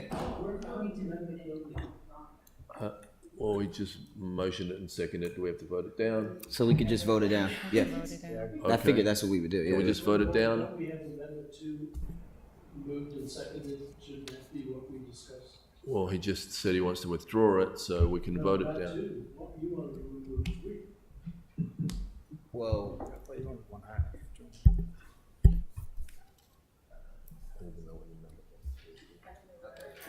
Mr. Mayor, let me move forward with Amendment 2 as it stands on the floor. It's already been seconded. As alluded to earlier, when we've been through 3 or 2 planning directors, or maybe 3 with this. And so when we originally brought the legislation back, it carried the same language from the original introduction, which had 2 miles between each dispensary. I agree wholeheartedly with my colleague from Ward 3 that there should be distance between the individual dispensaries. I think that's just even smart business logic. You know, dispensaries should not be directly right next to each other. Where I disagree with my colleague is the distance within the dispensaries. I'm strongly advocating for either a half a mile or 1 mile. We are a 7 square mile city. If you look at the maps that are attached in Granicus, you'll see that on proposals for 2 miles and a half a mile, it effectively destroys the intent of the legislation, which is to allow for the use of cannabis dispensaries within the city of Annapolis. The distances are important for Ward 3 because obviously the alderwoman from Ward 3 would like to protect her constituents' concerns. So again, that is where we have, that's why the distances between dispensaries are introduced. Again, I don't disagree that there shouldn't be a distance. I just think we have to come to an agreement on what that distance should be. I think it's just that simple. I don't see any purpose for the half a mile. I'm sorry, the mile and a half. 1 mile or the half a mile would do what the alderwoman from Ward 3 want in removing the opportunity for a dispensary to be placed in Ward 3 based on the mile and the half mile distance. And so can you just clarify what amendment number 2 is so we all know what we're voting on? On page 3 in lines 39, strike 2 and substitute 1 half, which is a half a mile. So half instead of 2 or whatever it is, right? Okay, thank you. Alderman Arnett had his hand up and then Alderman Simmons. Thank you, Mr. Mayor. As I said in earlier remarks, we can do anything we want here. The state is going to decide where the dispensary, if there is one, is located, and they certainly don't have to defer to us. The only point of this piece of legislation is to add medical dispensaries as a permitted use in the city. After that, all these distances and separations from schools and everything else have no real meaning. So I will vote for this, but I'm not sure it's worth the effort because we don't have control over that. So there's a lot of people signed up with their hands up. Alderman Savage was next. I saw Alderman Chandlemeyer. I haven't been to Alderman Finlayson yet, so I might move down unless you don't want. So I just want to make sure, again, we're all on the same page. Julian, can you bring up the map? This is 1.5 mile dispensary buffer map. So, and this is a PDF, so I'm not sure if you could zoom in at all on the yellow circle. But I want to point, so this is for 1/2 mile. Ignore the orangish, just focus on the yellow. So, and Alderman, I want to try to respect Alderman courtesy, and I think this does, I think, honor that, because if you look at the circle, it encompasses the entirety of Ward 3. And so I think that respects your... And Alderman Savage, that's a 1/2 mile or a mile? This the 1/2 mile. That's a 1/2 mile. Yeah. See, on the top left, you see... That's a pretty visible... That's, that's 1.5. That's 1.5. That's 1.5, I'm sorry. Look at the key. If I thought a mile or is- 1/2 mile would do, I would have requested that, but I didn't. Okay, so thank you. Okay. Go to page, it's on page 5, if I'm not, or 15, if I'm not mistaken.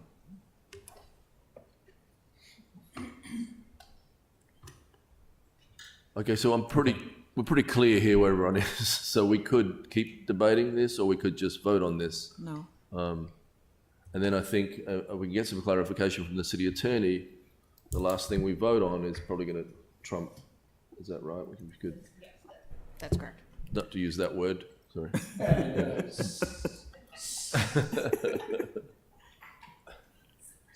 Alderman Chandlemeyer was next. Then, if you finished, Alderman Savage. Yeah. Yep. Oh, sorry, I thought you were going to finish a thought.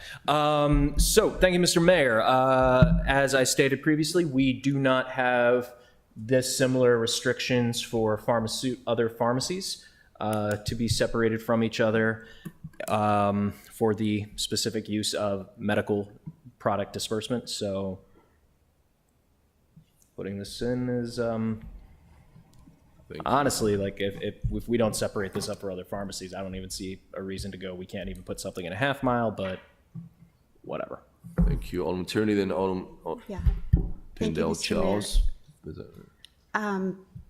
I just don't want to gloss over what Alderman Arnett said, because that's a really important thing to know. If I understand you correctly, this discussion about limits and boundaries and all is a moot point because the state will dictate where they will go. Even if we say we amend this to say 1.5 or 2 miles, and we have that in our code, are you saying then the state would govern in their selection, or they would disregard that? I'll defer to the city attorney, but my understanding is these dispensaries are awarded on a competitive process where applicants apply to the state. They obviously apply to the state for where they want to locate, and the state will award that to them based on that competitive process and whether they made the case. And the state supersedes anything that the city would pass. It's their legislation. It's their approval of medical cannabis, and they have their process. So we can vote that it has to be 10 miles. Could we get? It doesn't make any difference if the state Yeah. wants to grant it to them, they'll grant it to them. Well, could we get clarification, Madam City Attorney, if hypothetically, if we amend this to say, 2, 5, 7 miles or whatever, does the state disregard that if it's in our city code? Will they have to, does that govern? No, not necessarily. Using Regina's words, the state's law is going to supersede anything that the city puts into law. So So they have a specific, my understanding is, and don't necessarily quote me on this because I haven't worked on this legislation at all. Sure, And I haven't I- looked into yeah. the background of it, but there's a state entity, a commission that was created to assess and review applications for the growing and sale of medical marijuana. And part of that process is they have to go through that state process in order to get approved in the first place. So that is going to ultimately control and govern any medical marijuana dispensary. Okay, thank you. Thank you. I'm going to go down the line. Alderman Finlayson first or Alderman Pendle Charles? You haven't spoken Yes, yet. just a quick question. Alderman Gay, I'm looking at your 4 amendments. And is your amendment number 3 in case amendment number 2 doesn't pass? Because one is striking 2 and substituting it for half, and the other one is strike 2 and substituting it for 1. Yeah, as we discussed in Rules of City Government, 2 through 5 all were if 2 doesn't pass for 3, if 4 doesn't for, but 4 and 5 will be withdrawn because Amendment 1 from the Rules and City Government Committee, again, it would supersede that, correct? Yeah. So it is really 2 and 3. Okay, so we're striking 4 and 5 because 1 has passed already. Okay. Thank you. And we're just going through them one at a time, so we're on the second one here. Alderman Pendle Charles. Thank you, Mr. Mayor. 3 things. Number 1, if I thought that a half or a mile would do, I would have done it. I think, give me a little more credit. That's why I put in the 1.5 miles. I looked at the situation, and that's what I asked for. Why would I? I'm confused because Alderman Gay made a comment about asking for what I should have asked for, and I asked for what I know would be logical for my own ward. That's number 1. Number 2, I think all of this comes down to a trust factor. And I'm going to speak for my own ward, and we'll go through decades of representation on the city council. Not to disparage any of my predecessors, they all did a wonderful job. But I think in many ways, my residents just don't trust the system or the decision making. And that's what I'm here for, like the rest of us are here for. But I think for some wards, trust is a huge issue. Number 3, and I'm going to follow up on what Alderwoman Tierney and what Alderman Arnett said. What you're saying, I'm going to agree with. So why do we have this legislation here to start with? I guess is my question. If everything is going to be superseded by the state, why are we doing this? Can anybody answer that question? I thought I already did. This is required to put medical cannabis as a permitted use in our land use code. And the state deferred to all of the local jurisdictions saying, we have this program, but you need to amend your land use code to make it a permitted use. Now, if they wanted to dictate across the state that it could be, that it is a permitted use for everybody, they are the ultimate land use authority, but they granted us that prerogative to make this a permitted use, just like restaurants are a permitted use subject to standards. So it will be added to the use tables with 2148, and it'll be a new use in the use table. So is every jurisdiction that doesn't have it within their zoning doing that? And I guess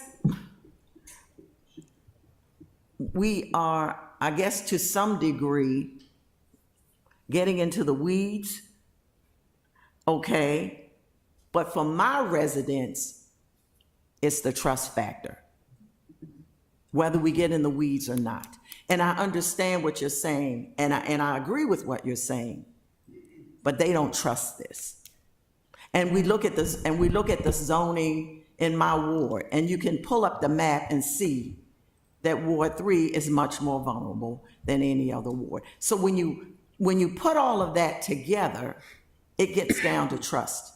And we can look at decades of representation of Ward 3 on the city council.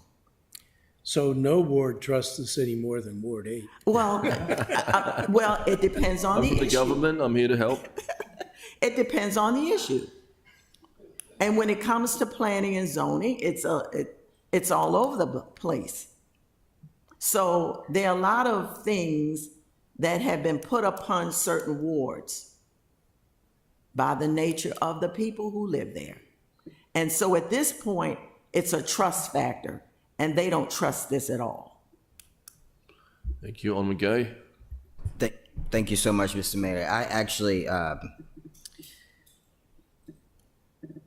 I'm so, because I don't get, nothing that the Alderwoman from Ward 3 is alluding to, as it relates to, I've worked tirelessly on this legislation for 3 years to create sufficient distances between the dispensaries in the city of Annapolis, starting with Ward 3, against the advice of the Office of Law, who suggested that we do not move forward with practicing policies as such. It is not good practice to discriminate businesses based off of ward. I've said, listen, we really need to have the third ward protected. The alderwoman is just not going to go for that. So we put the two. The two didn't work out. That's why we went to the mile and then the half a mile. If you look at every single last one of those maps that are in your in the Granicus and prepared in the staff report, Ward 3 is not will not be affected by this. And that is intentionally done so because of the concerns of the alderwoman from Ward 3. I'm not sure what more I could do as it relates to, trying to meet the needs of our constituents, which is really not my job. I'm a representative of Ward 6, and there had not been legitimate concern there. As it relates to what the alderman from Ward 8 is saying, he's right. I just want to tweak one thing so that the council is not under the wrong impression.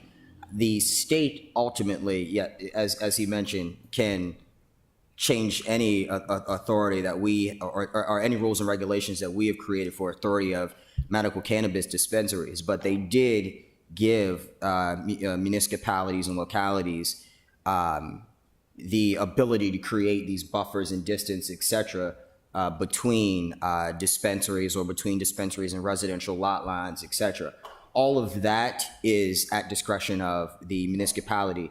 To the alderman's point from Ward 8, though, however, once you apply for an application for a medical cannabis dispensary, which has to go through the state processing through the Maryland Medical Cannabis Commission, you can pick and you can say, yes, I'd like to be in the city of Annapolis, find a location, et cetera, and go forward with that. And it's up to the state to reward that license. So the business owner still has ultimate discretion as to where they like to go, but the state has final discretion in awarding the license. So the rules that we're proposing here are in fact necessary because our cannabis regulations would come from our city council. But he is correct in the other line. Mr. Mayor, I'd like to call the question. Thank you. Yep.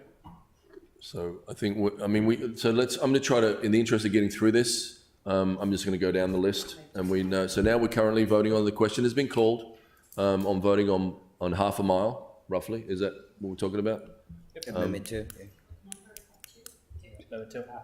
Amendment number 2, Alderman Gay's amendment number 2. All those in favor, please say aye. Aye.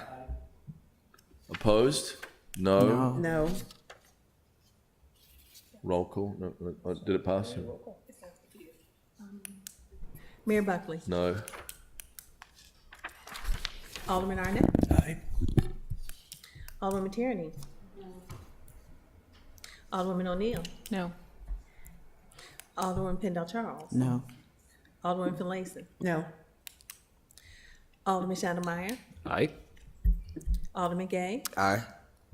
Alderman Savage. No.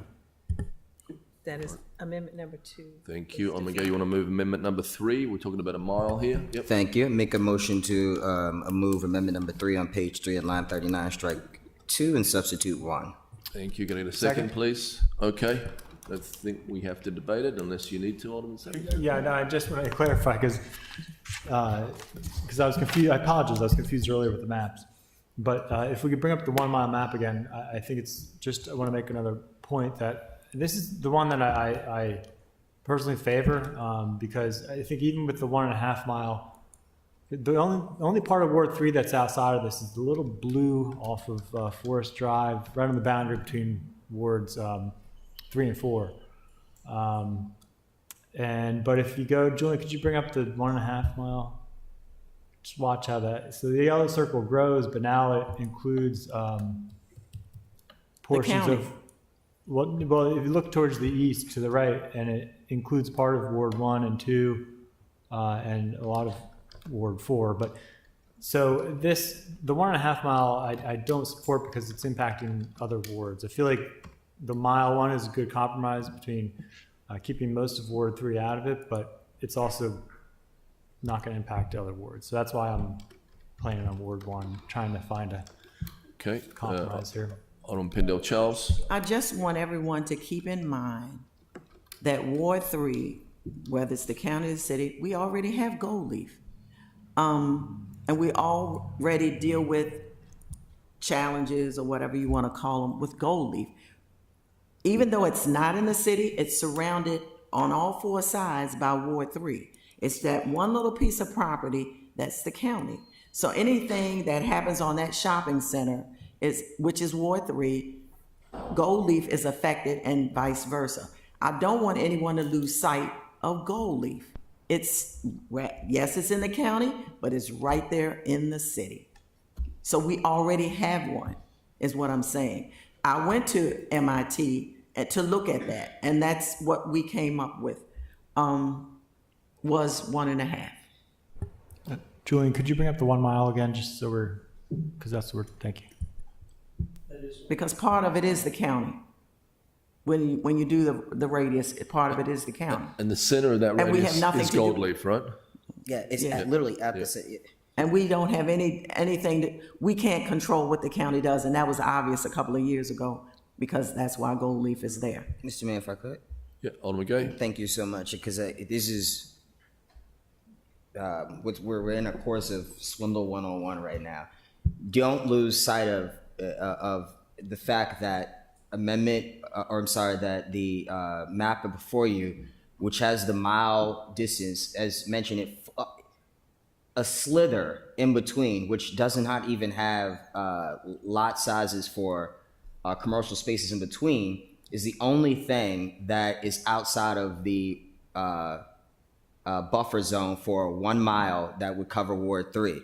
The entire 3rd ward is covered here in this map that would that starts at the Gold Leaf Dispensary in Ward 3. We're protecting your ward. I mean, we really can't do much more outside of putting in an amendment that would say no dispensaries can go in Ward 3, which is illegal. We can't do that, right? And exactly, it's illegal. And so I'm not sure what more outside of pushing the edges. And keep in mind here, the reason that the 1 mile is important is because if a dispensary is put, okay, let's say downtown, but somebody also wants to open up a dispensary in the shopping center in Ward 6 or 7, they wouldn't be able to if there was a 1.5 mile distance between.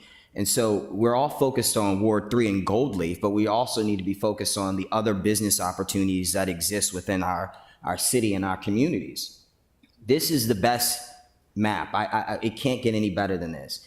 The proposal in Amendment 6 would just allow for one business to be within the city limits. So I just encourage my colleagues to support the Amendment 3.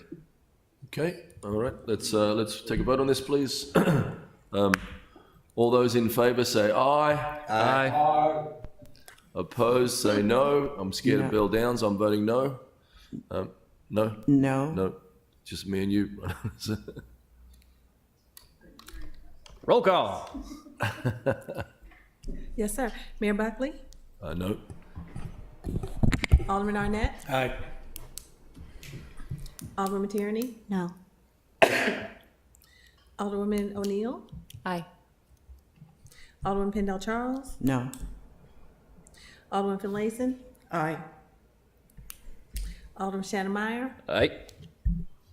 Alderman Gay Aye. and Alderman Savage. Aye. And amendment number 3 passes.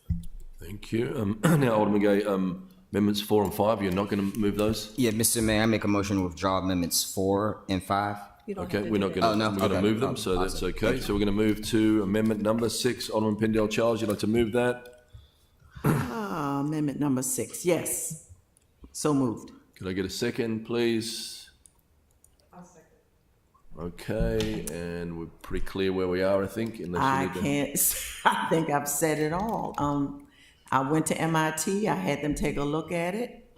And can we Now, Not the map. put up the mile and a That's half, not the please, one. Julian? Not the map. thank you. Thank you. Alderman Gay, I have a question. Now, I had offered to you twice, from 2 miles to 1 mile to split the difference. I thought that was pretty reasonable. Now I'm gonna ask you this. Did you want to split the 1 mile and the 1.5 miles? I'm just asking. We just. I'm just asking. We just split the. I'm just asking. We split it, and we just voted. 1.33, you want to do it? We just voted as a majority body to go with 1 mile, and I think that's what I would have stick with. Look, this is my amendment. I have 1.5. I'm asking, did you want to split the 1.5 and the 1? Alderwoman, I think that is a bit excessive, don't you think? Well, I offered you the other, and I didn't hear anything back from you, so I'm offering it again publicly this time. And I'm fine with the mile, and I honestly think that the mile will fully meet your needs. I'm confident in that. How confident are you? Because I want my residents to hear you. I'm confident enough that if it's passed and they don't, and organizations or businesses are not following the city's rules, that we could cite them. I'm confident that the state also would manage and maintain consistencies as it relates to distance between dispensaries. Even in other municipalities, if you go in Baltimore where they have, I think, 3 or 4, they're not right on top of one another. You know, one's on the east side, one's down near Harbor East. I do not think there would be a problem as it relates to clustering. But based on what you're saying tonight, this is what I'm going to ask you. If there's a move afoot to put a dispensary in Ward 3 with this 1 mile radius, would you be willing to lead the charge to say no? I'll champion it. I'll be first in line. We've got you on the record. I'll be first in line. No matter whether you're sitting in that seat or not. Mr. Mayor, I'm calling the question again. Thank you. Okay. Okay, all those in favor of amendment number 6, the Pendle Charles amendment, say aye. I'm going to say aye. Aye. 3 ayes. All those opposed, say no. No. No. Thank you. Okay. Now on to the Savage amendments, but I think they might be, some of these obsolete at all. You need to. Thank you.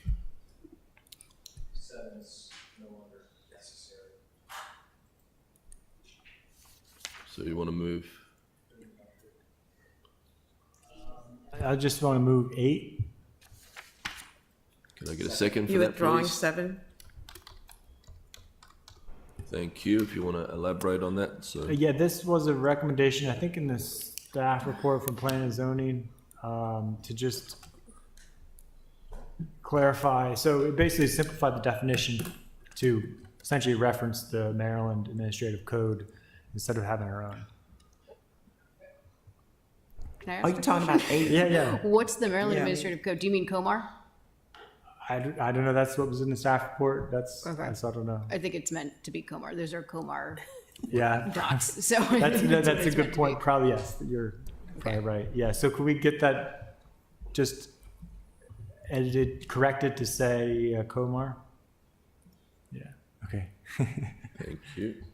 Thank you. Thank you. Alderman Shannon. Thank you, Mr. Mayor. For the record, in discussions in the Economic Matters Committee hearing where we brought this up, this was essentially just going, we want to tie what we do with our dispensary rules and regulations to the state code. So if the state code changes to become more lax or more stringent, the city of Annapolis will be in full compliance without having to come back forward, re-debate the issue, bring it all forward. This is just a quick simplifying amendment that makes sure that we are in compliance with the state. Thank you. All right. All those in favor, say aye. Aye. Aye. Opposed? No. Okay. Now we have tyranny amendments 9 and 10. Do you move those individually or as a group? I'll move amendments 9 and 10. Can I get a second, please? Second. Thank you. And if you could just explain them. I was just going to offer some comic relief that I grew up with a pub on every corner, and I turned out okay, right? Anyways, in all seriousness, as you know, I'm a supporter of the recovery community, and we've had a long time to think about this. And there was an opinion piece in the newspaper written by a leader in the recovery community, and it really spoke to me. Because she didn't get into the arguments of whether or not marijuana was a gateway drug or whether it's bad or good. It was just basically, can we do something for the recovery community in parallel with this? So in talking to Dr. Kay and Anne Arundel County Health Department, Mr. Simmons, Kevin Simmons, this is something that we can do, which is provide a Narcan dispensary machine at a location and of a type coordinated with the Anne Arundel County Department of Health, because they govern what it will be and where it can go. So in coordination with them, we would get this dispensary for Narcan at a location to be determined. We would ask that of the developer. So I think that would be a great cause. I mean, a great thing. Thank you, Alderman Shannon. Thank you, Mr. Mayor.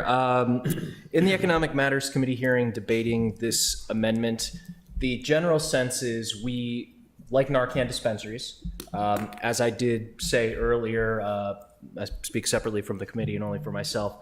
I do have friends and family of friends who have been impacted by the opioid crisis. That said, we had a degree of discomfort with this due to the, at least going along with the is marijuana a gateway drug.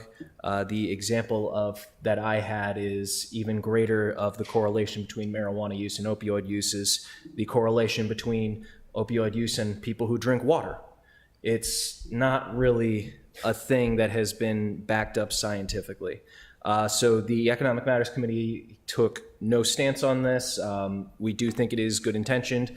Every single one of us wants to get Narcan out there. I personally am going to be supporting this, but I do want it stated that there is not a scientific link between marijuana use and opioid consumption. Alderman Annette, if you want to respond. Sorry. Yeah, I just hope that there's no misunderstanding. This is not to get into that argument at all, really. This is to provide just something equivalent to the recovery community, and Narcan has been very successful in the opioid epidemic, so this was the best thing to think of. It really didn't want to get into the argument of whether it's a gateway drug or not. It's that's all I just wanted to make clear. And I apologize for misunderstanding. Thank you. As a point of order, Mr. Mayor, is the city granting this permit? I believe this permit for the dispensary is from the state. I don't think we're granting a permit for the dispensaries, and therefore, I think Amendment 9, no matter how well intended, We still would grant the is appropriate, because we're not the permit granting authority. Thank you. need to respond, Alderman Yeah, Turner? sure. I'm sorry, I apologize for the back and forth. That was my first legal question. This is similar to asking a developer for, fee in lieu of, or some kind of impact fee or something. This is, the city asking the developer, this is, what we are asking you to provide, under the coordination. We would then coordinate with our health department on what it is and where it goes. And not on the site, though, you're saying? Not on the It site, just no. contribute to that sort No, of thing? it would typically go in where it would be necessary. It could be at a community center, it could be at a library, not at the dispensary itself. No, that wouldn't make sense. Thank you. Alderman Savage? I'm sorry, I'm not clear. I don't think my point of order, this says specifically as a condition of receiving a city permit. There is no city permit, so how can we be doing some condition? I just think that Amendment 9, again, no matter how well intended, is out of order. So this is There not, would be a city approval. so is this associated with the cannabis permit? The city would still have to provide a use permit. Yeah. So there would be some sort of swapping of a permit from city to owner. Well, Yeah. hold on. I mean, but it's not germane to the cannabis legislation itself, to the cannabis dispensary. I feel like this should be separate. I agree with the calls, but I think this should be separate legislation because there may be more effective locations for these dispensaries than a cannabis dispensary. No, they're not. She's not saying No. that. She's saying that they contribute to that. We're just the city is asking the developer or the entity to provide a Narcan dispensing machine at a location determined by the County of Health, not at the So dispensary. you want the dispensary to provide The this developer. Funds for it. funds for it. Well, again, it gets back to whoever said it, the guilt by association. I feel like that is, why are we doing that with this dispensary, not with other businesses in the city? It's Liquor giving- stores or something where, liquor stores have more of a, that's why, I agree with the calls, but I think this is just not. It's just to germane stay this. away, in the recovery community, there is, concern about this, and to give equal attention to the recovery community in this discussion of marijuana and whether it's good, bad, or whatever. It's like, let's be equitable and ask the developer if he would provide a Narcan vending machine in the effort of the opioid epidemic in good faith, in good conscience. It's just something equitable with the recovery community. Okay, thank you. Alderman Savage, sorry, Developers writ large? I'm sorry? So you're not talking about applicant maybe. dispensaries, You're you're talking about anybody that comes in for a use permit. No, for a medical dispensary, the applicant. So, anyone want to call the question? Yeah. I just have I'm sorry, miss, if I could, I just need a league. Is this, can you make a business? That was the question I had in. Well, that was the first legal question I okay. asked is, can we do this? Yeah. And the advice is that we can. So I thought it was a great, Dr. K at the Anne Arundel County Department of Health really wants Narcan dispensing machines, and I thought this would be a great opportunity to provide them.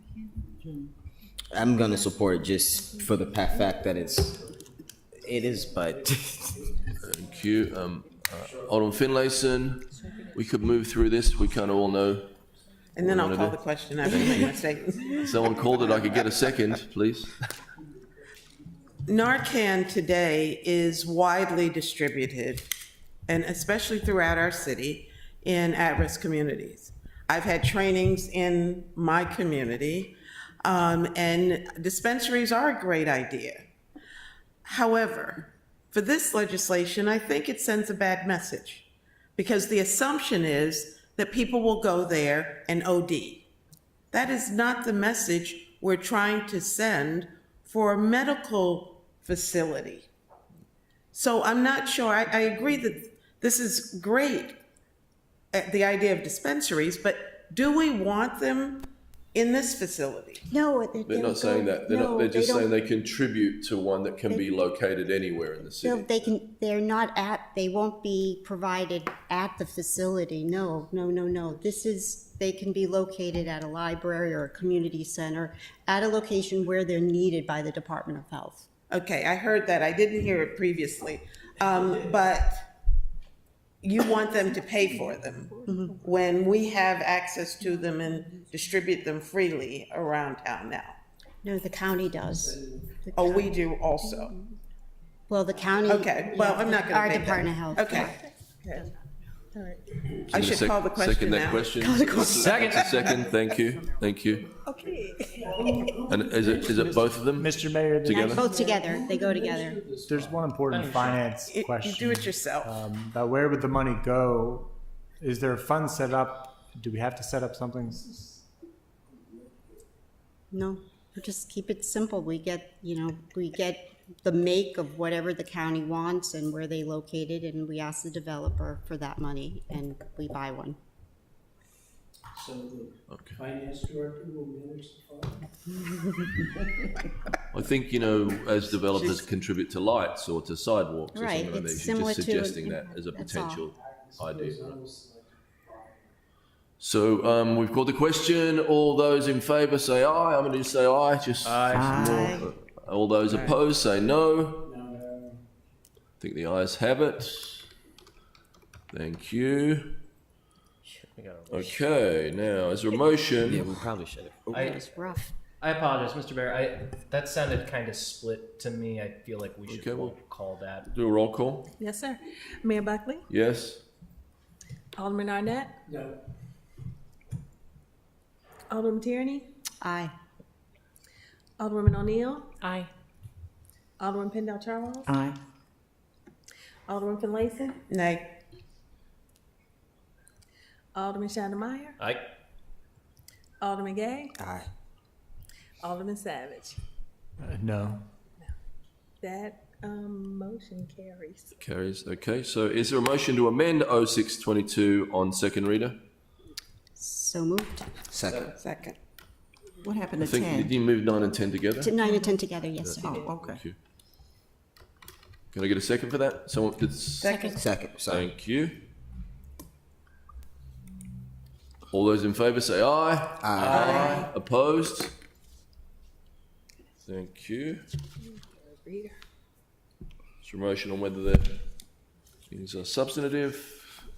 No. Okay. Is there a motion to adopt O-6-22 as amended on second reader? So moved. Second. Thank you. All those in favour say aye. Aye. Thank you. Opposed? No. Thank you. Is there a motion to adopt O-6-22 on third reader? So So moved. moved. Second. Second. Madam City Clerk, please call the roll. Yes, sir. Mayor Buckley? Aye. Alderman Arnett? Aye. Alderman Tierney? Aye. Alderwoman O'Neill? Aye. Alderman Pendle Charles? No. Alderman Finlayson? Aye. Alderman Shannon Meyer? Aye. Alderman Gay? Aye. Alderman Savage? Aye. Thank you. That's going to be on the front page tomorrow. Maybe. Maybe not, actually. Mr. City Attorney, please present the next item on the agenda. The next item on the agenda is O3022, Buildings and Construction, Fire Prevention Code. Is there a motion to adopt O-30-22 on second reader? So moved. Second.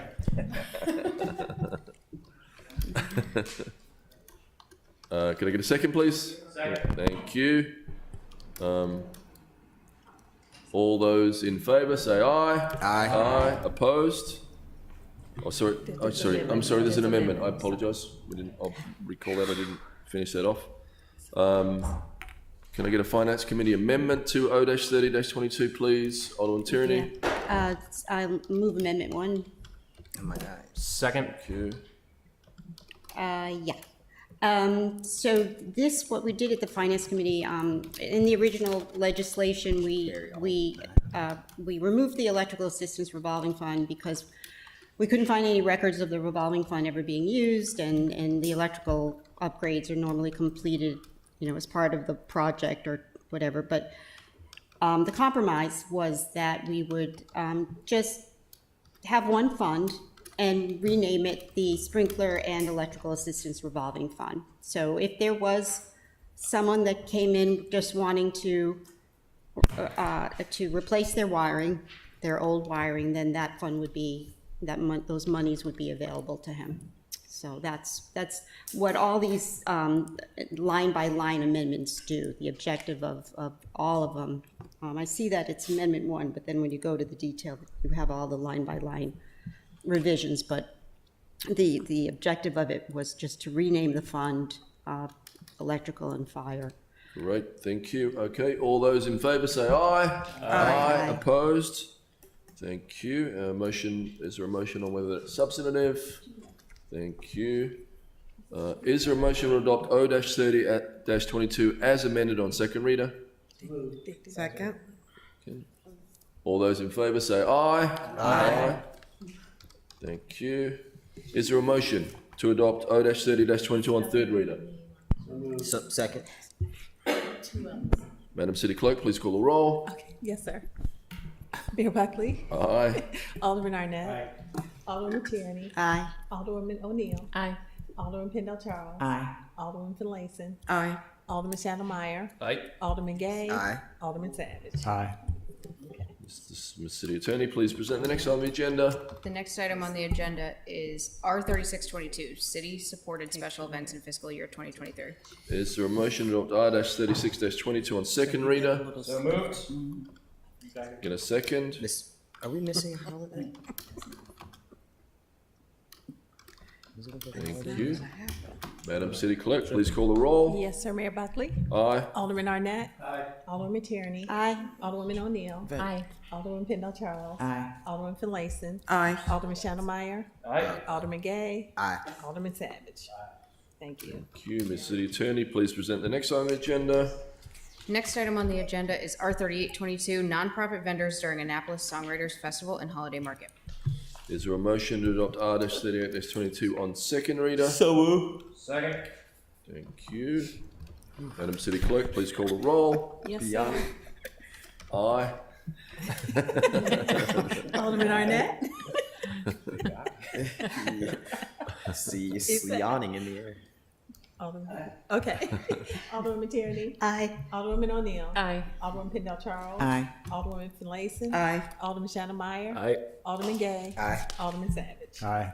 Okay, that resolution carries. Okay. City Attorney. Felicia, you can go to bed now if you're watching.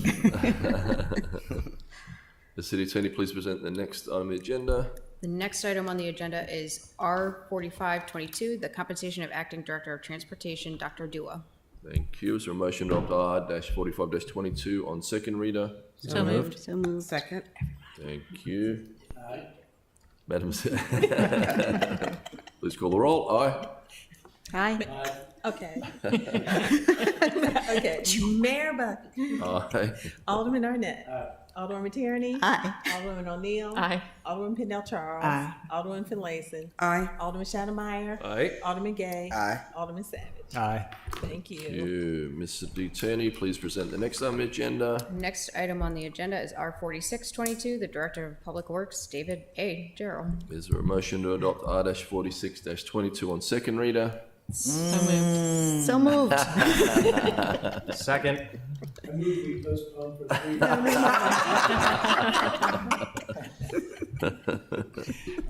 We are going to make him come out for a drink with us tonight because it's his last meeting as a director, right? As the city manager, sorry. Roll call. Mayor Buckley? Aye. Alderman Arnett? Aye. Alderman Tierney? Big aye. Alderwoman O'Neill? Aye. Alderman Pendle Charles? Little eye. Little eye. What's a little eye? Bigger eye. Alderman Shannon Meyer? Aye. Miss Alderman you. Gay? Aye. Alderman Savage? Aye.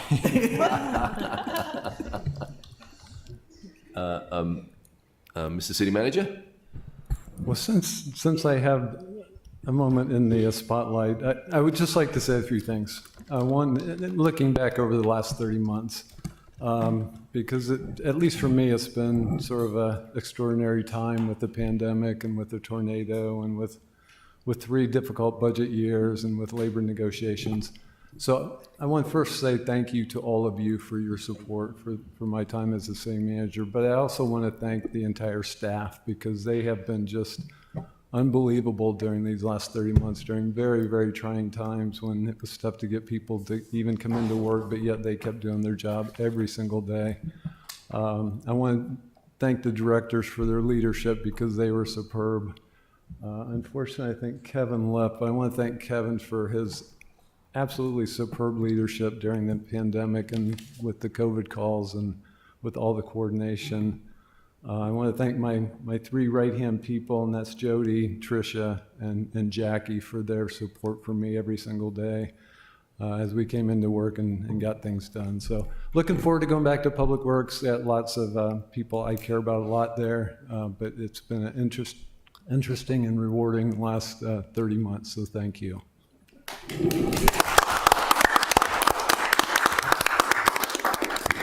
And I'm sure I speak for everyone to say thank you for your incredible leadership during unprecedented times. And we were lucky to have you, and you were just the right person at exactly the right time. If you want to reconsider. Awesome. The city attorney, please present the next item on the agenda. The next item on the agenda is R4922, Parkside Preserve Emergency Action. Okay, is there a motion to adopt R-49-22 on second reader? So moved. Second. Thank you. Madam City Clerk, please call the roll. Yes, sir. Mayor Buckley? If I can make a quick comment on R4922, Mr. Mayor? Yes. Thank you. So, one, I am going to be supportive of this. Rule violations have occurred. I'm not going to defend this development. I don't like it. It offends a lot of the urbanism in me. I really want to say, though, that this is zoned R1B, which guarantees the highest minimum lot size, the most setbacks, the most land clearance, and there was really no way that this could have been environmentally sustainable by those very principles. There are some townhomes put into it due to it being a planned development, and so they're able to fudge a little bit of what's allowed. And those townhomes on 30% of the land are able to contain half of the houses, just as a reference point for smaller land cleared for more people. So I think the fact that this council has not updated its zoning code to allow smaller scale, more sustainable environmental development is a failure on us as a body.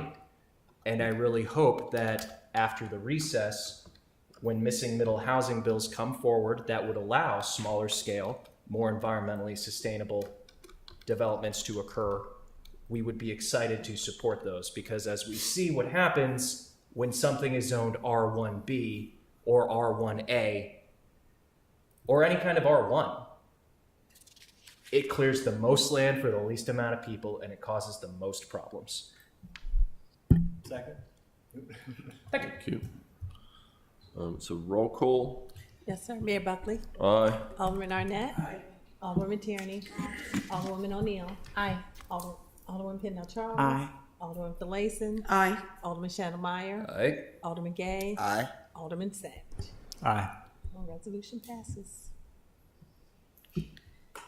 Thank you. And we are pulling R50-22. Yeah. Yes, Mr. Mayor, I'd like to request a postponement of R5022 for 90 days. Thank you. Second. Can I get a second for that? And I'd like to publicly thank you for setting up the meeting that we had last Friday with the developer. It was extremely fruitful, and so I'm very comfortable postponing the legislation. Thank you. Alderman Pendle Charles. Yes, I like to totally agree with Alderwoman Finlayson. The meeting was extremely productive, and I'm looking forward to going forward. Thank you.